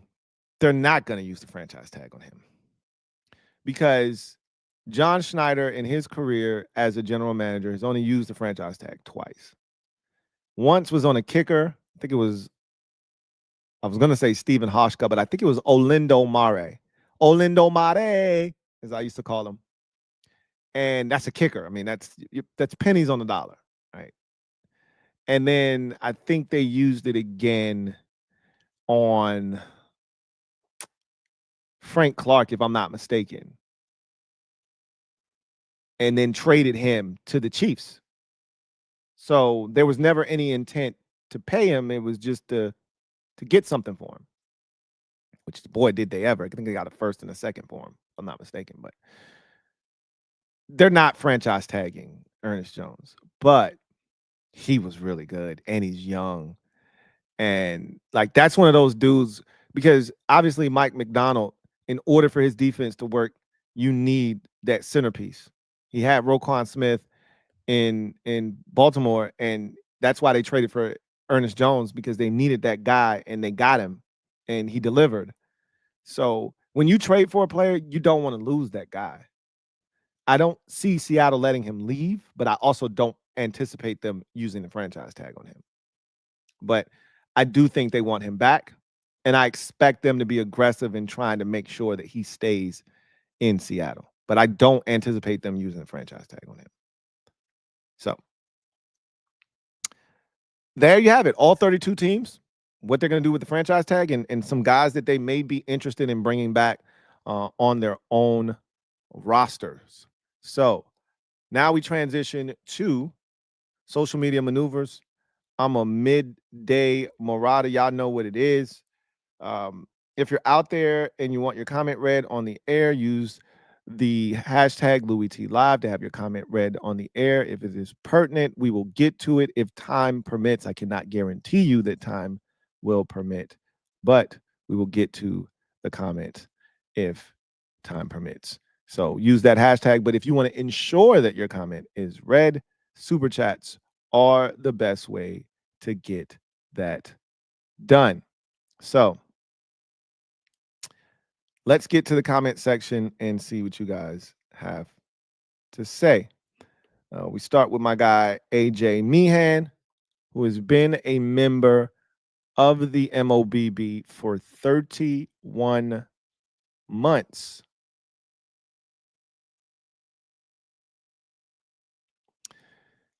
He says, I don't know if you've seen this yet, but you got to check out Mayor of Kingstown on Paramount, 10 of 10. I've seen like the visuals of it. Is that the one? Let me see. I could be wrong here. That's not the one with Forrest Whitaker, is it? Again, I'm not sure. I've seen a couple of Mayor of shows, so I kind of get them mixed up. But if that is in fact the one with Forrest Whitaker, then I can tell you it did appeal to me a little bit where I was like, maybe I should check it out, but I didn't. Now, if it's not that show, then I don't know. I'd have to go look it up. But I may be in the market for a couple of new shows. I know Invincible season 3 is out. It's gotten off to a great start. So that's fun right now. Invincible's back. Reacher is back. Matter of fact, today, Reacher is back today, if I'm not mistaken. I don't know if they're going to drop the entire season or if they're going to drop it week by week, but I think Reacher is back today for season 3. So that's exciting. I got to figure out what my wife is going to do with Night Agent because she quit on me like 3-4 episodes into season 3 of season 2 of Night Agent. She got frustrated with the plot, and I'm like, look, either you're gonna watch it or you're not. If you're not gonna watch it, I'll watch it by myself. Like, you're not gonna keep doing this to me. So she's getting cold now. She's like, I don't know, I might want to watch it. So I'm like, look, you have to make a decision because, like, she literally, like, this is the first time she's done this to me. She stopped me in the middle of an episode. She got mad and stopped in the middle of it. I don't want to do this anymore. This shit get on my nerves. I'm like, come on, man. Can we at least finish this episode?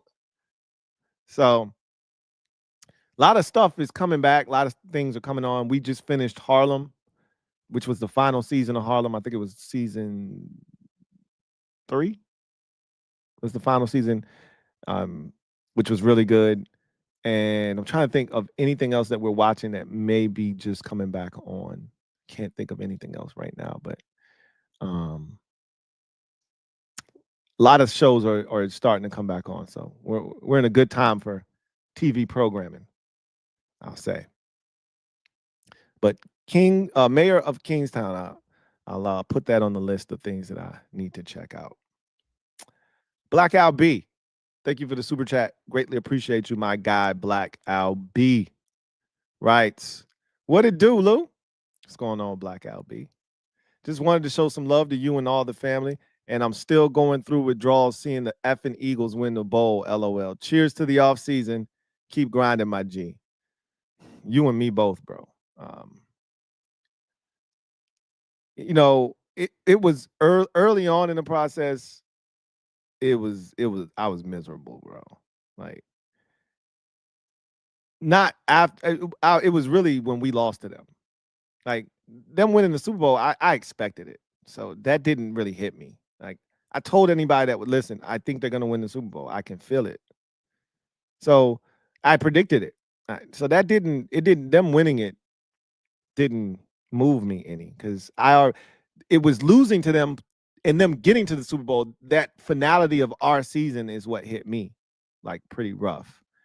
It took me about 4, maybe 5 days to get over that. Like, God damn, we were that close. And then it was to them to make it worse. But I really haven't been, it really, like, Bad Dog summed it up. My guy Bad Dog summed it up for me. He said that when they won the first one, that one was the one where I like, that one, it took me like months to get over, because I took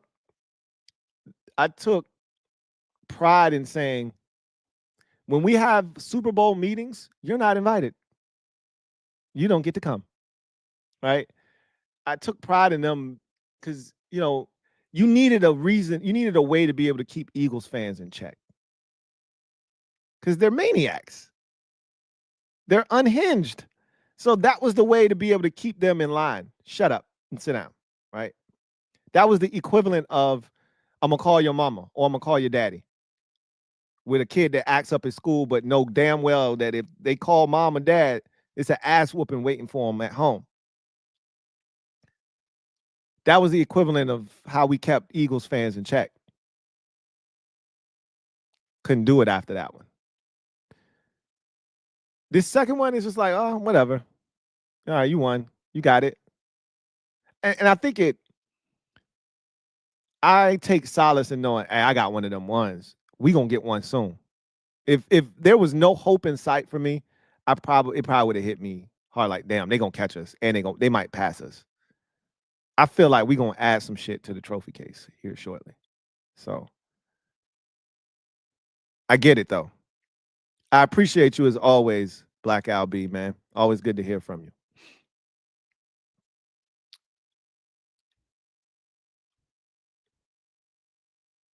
All right.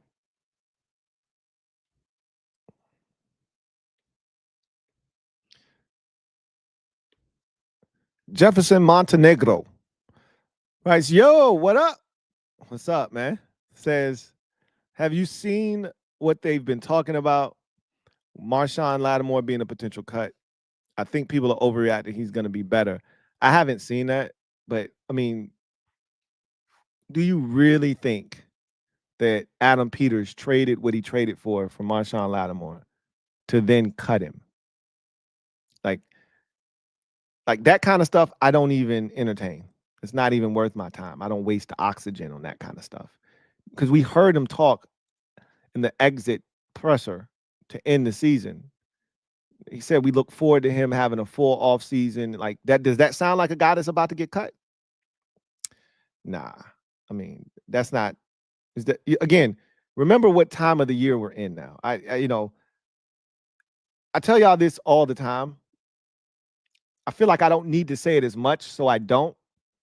But when you bring stuff up like that, I always feel the need to say, believe half of what you see, none of what you hear, even if it's spat by me, your man Louie T. This time of the year is lion season.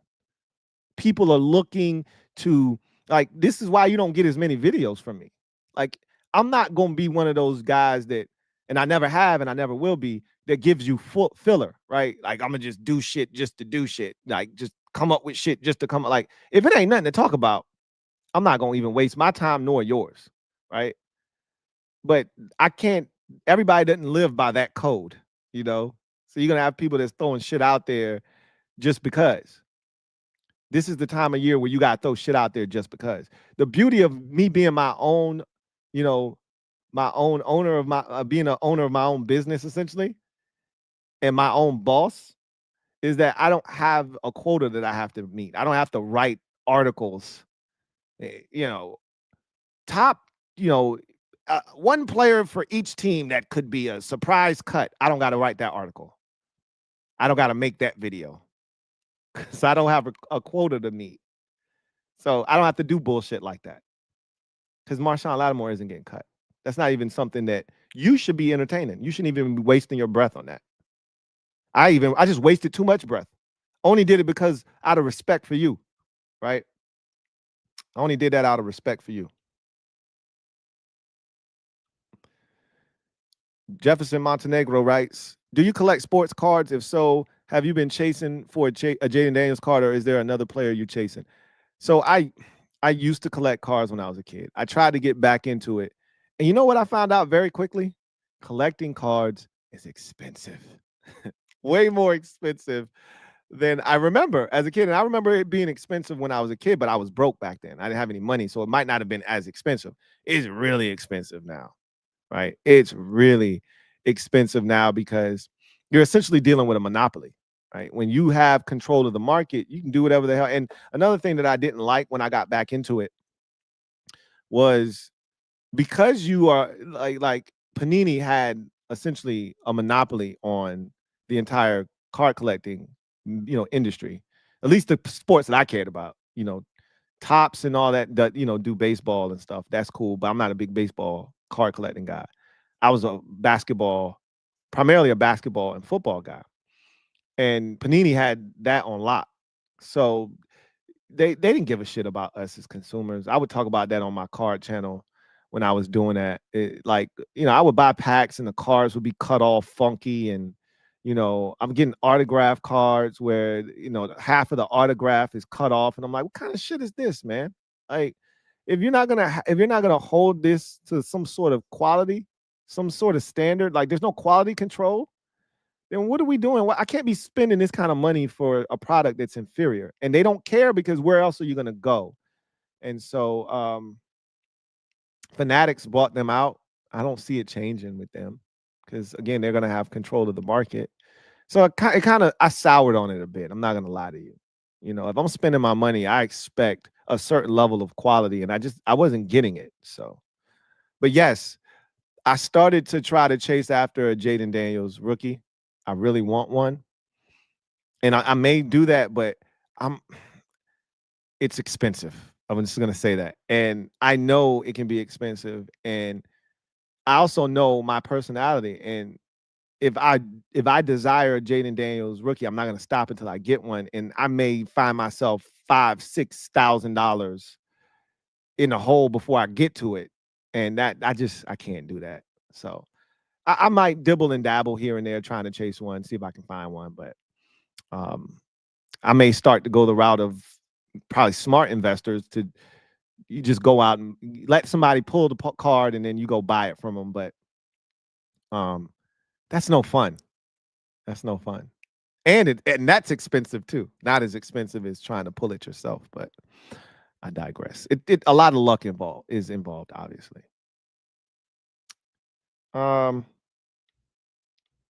Let's see.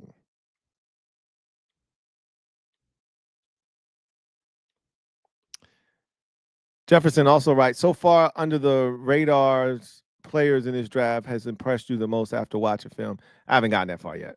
I haven't gotten as far as to talk about under the radar players. That's a conversation for probably March for me. And not early March. That's a late March into April conversation where I can start talking about guys that are off the beaten path. I get started in this season way later because normally I would have already started this process by now.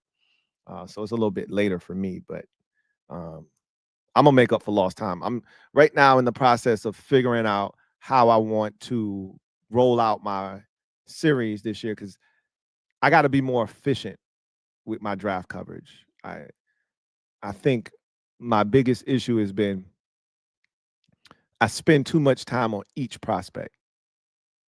And so I got to be more effective with how I do it. So I think I got an idea how I want to roll it out this year. So I'm gonna work on that, and you guys will know because you'll see it when I'm done.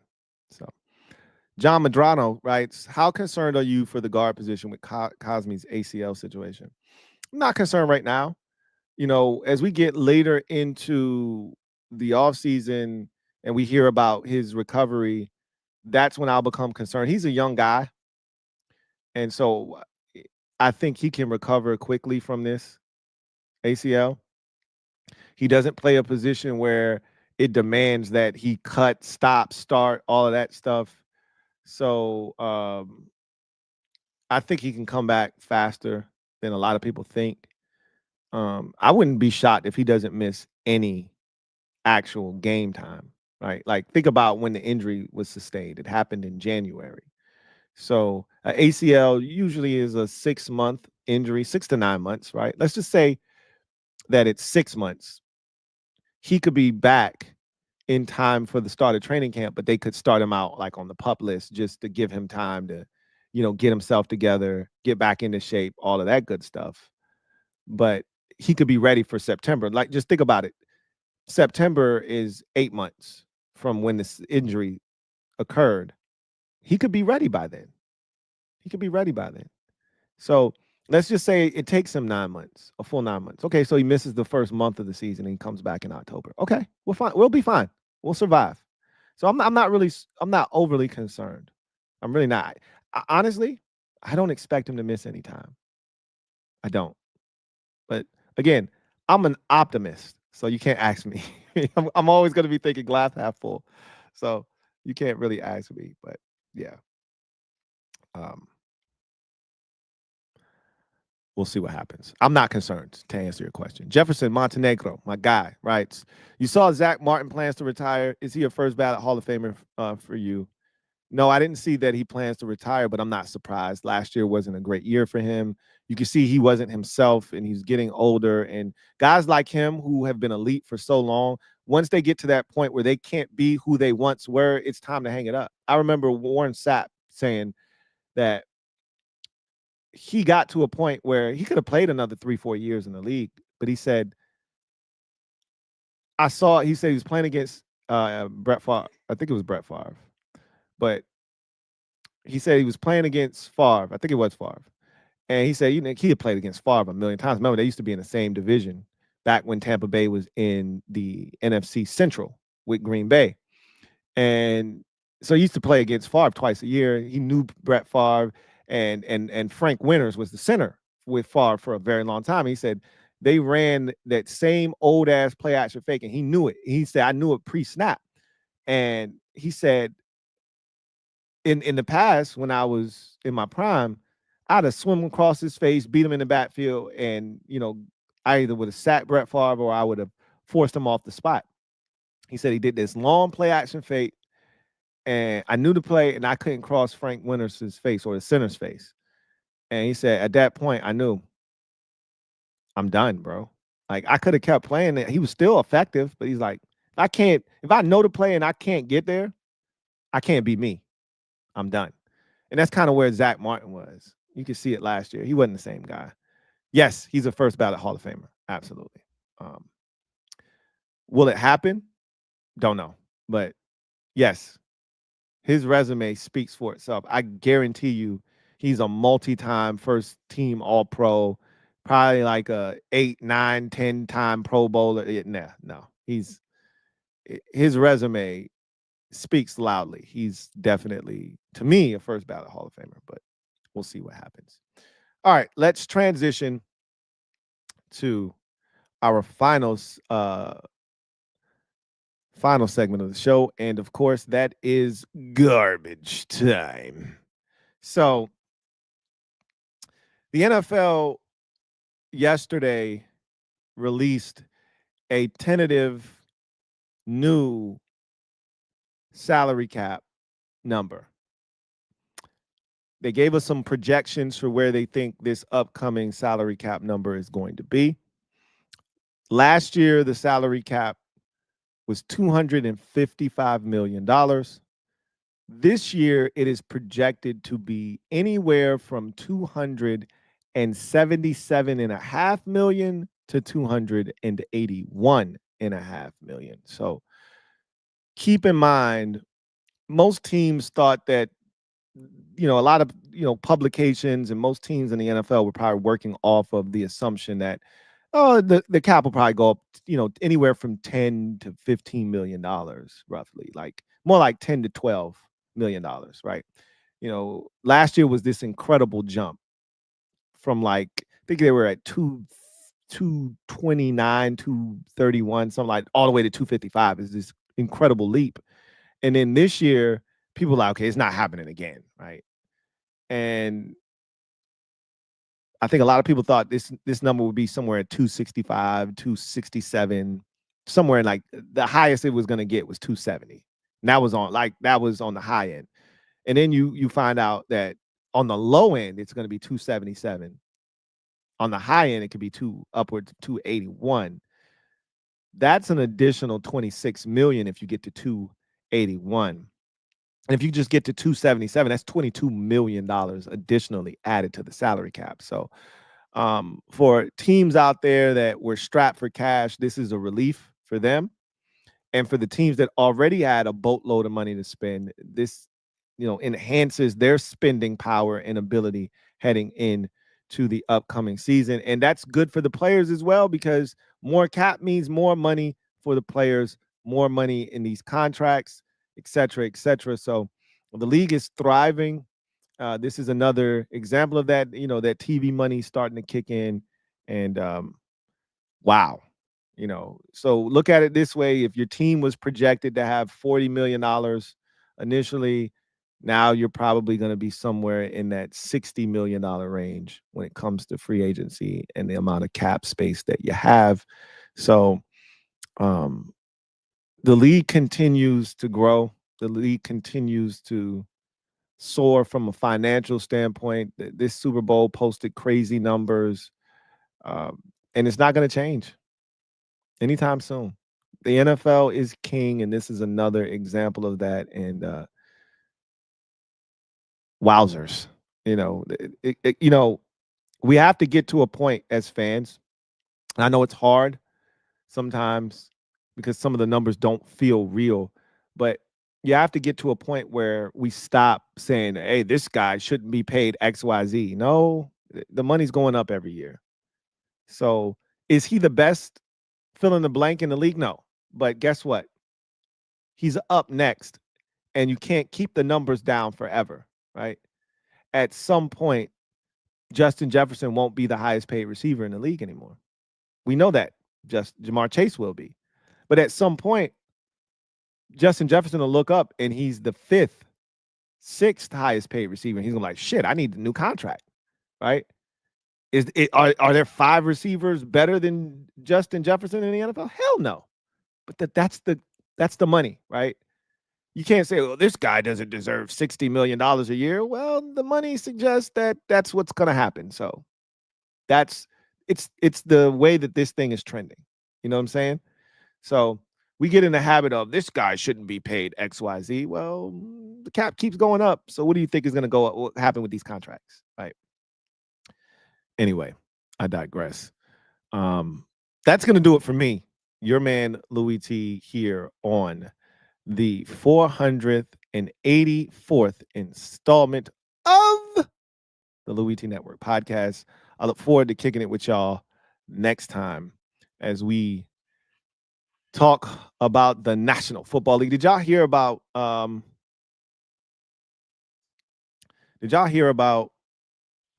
Wemby and his situation? And he'll miss the remainder of this season with a blood clot in his shoulder. Yikes. That came out of nowhere.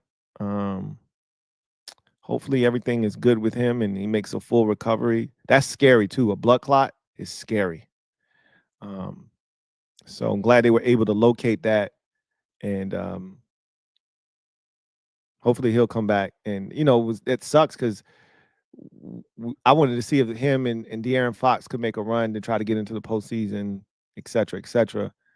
Now they got to kind of wait to see what that pairing truly looks like. They got a small sample size of it, but they didn't get to really see what it looked like and what we need to add around those two to really make that thing go.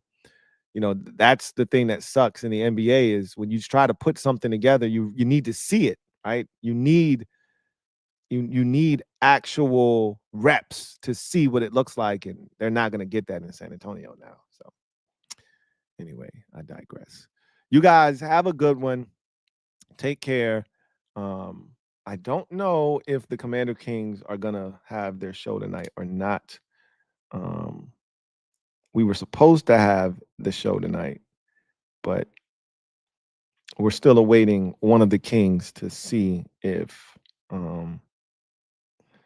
he's going to be available for the show tonight. So we'll figure out what's what. But if you don't see them, you may see me. So we'll see what happens. Either way, you guys enjoy the rest of your evening. I look forward to kicking it with y'all next time. Until then, you guys take care. God bless and good night.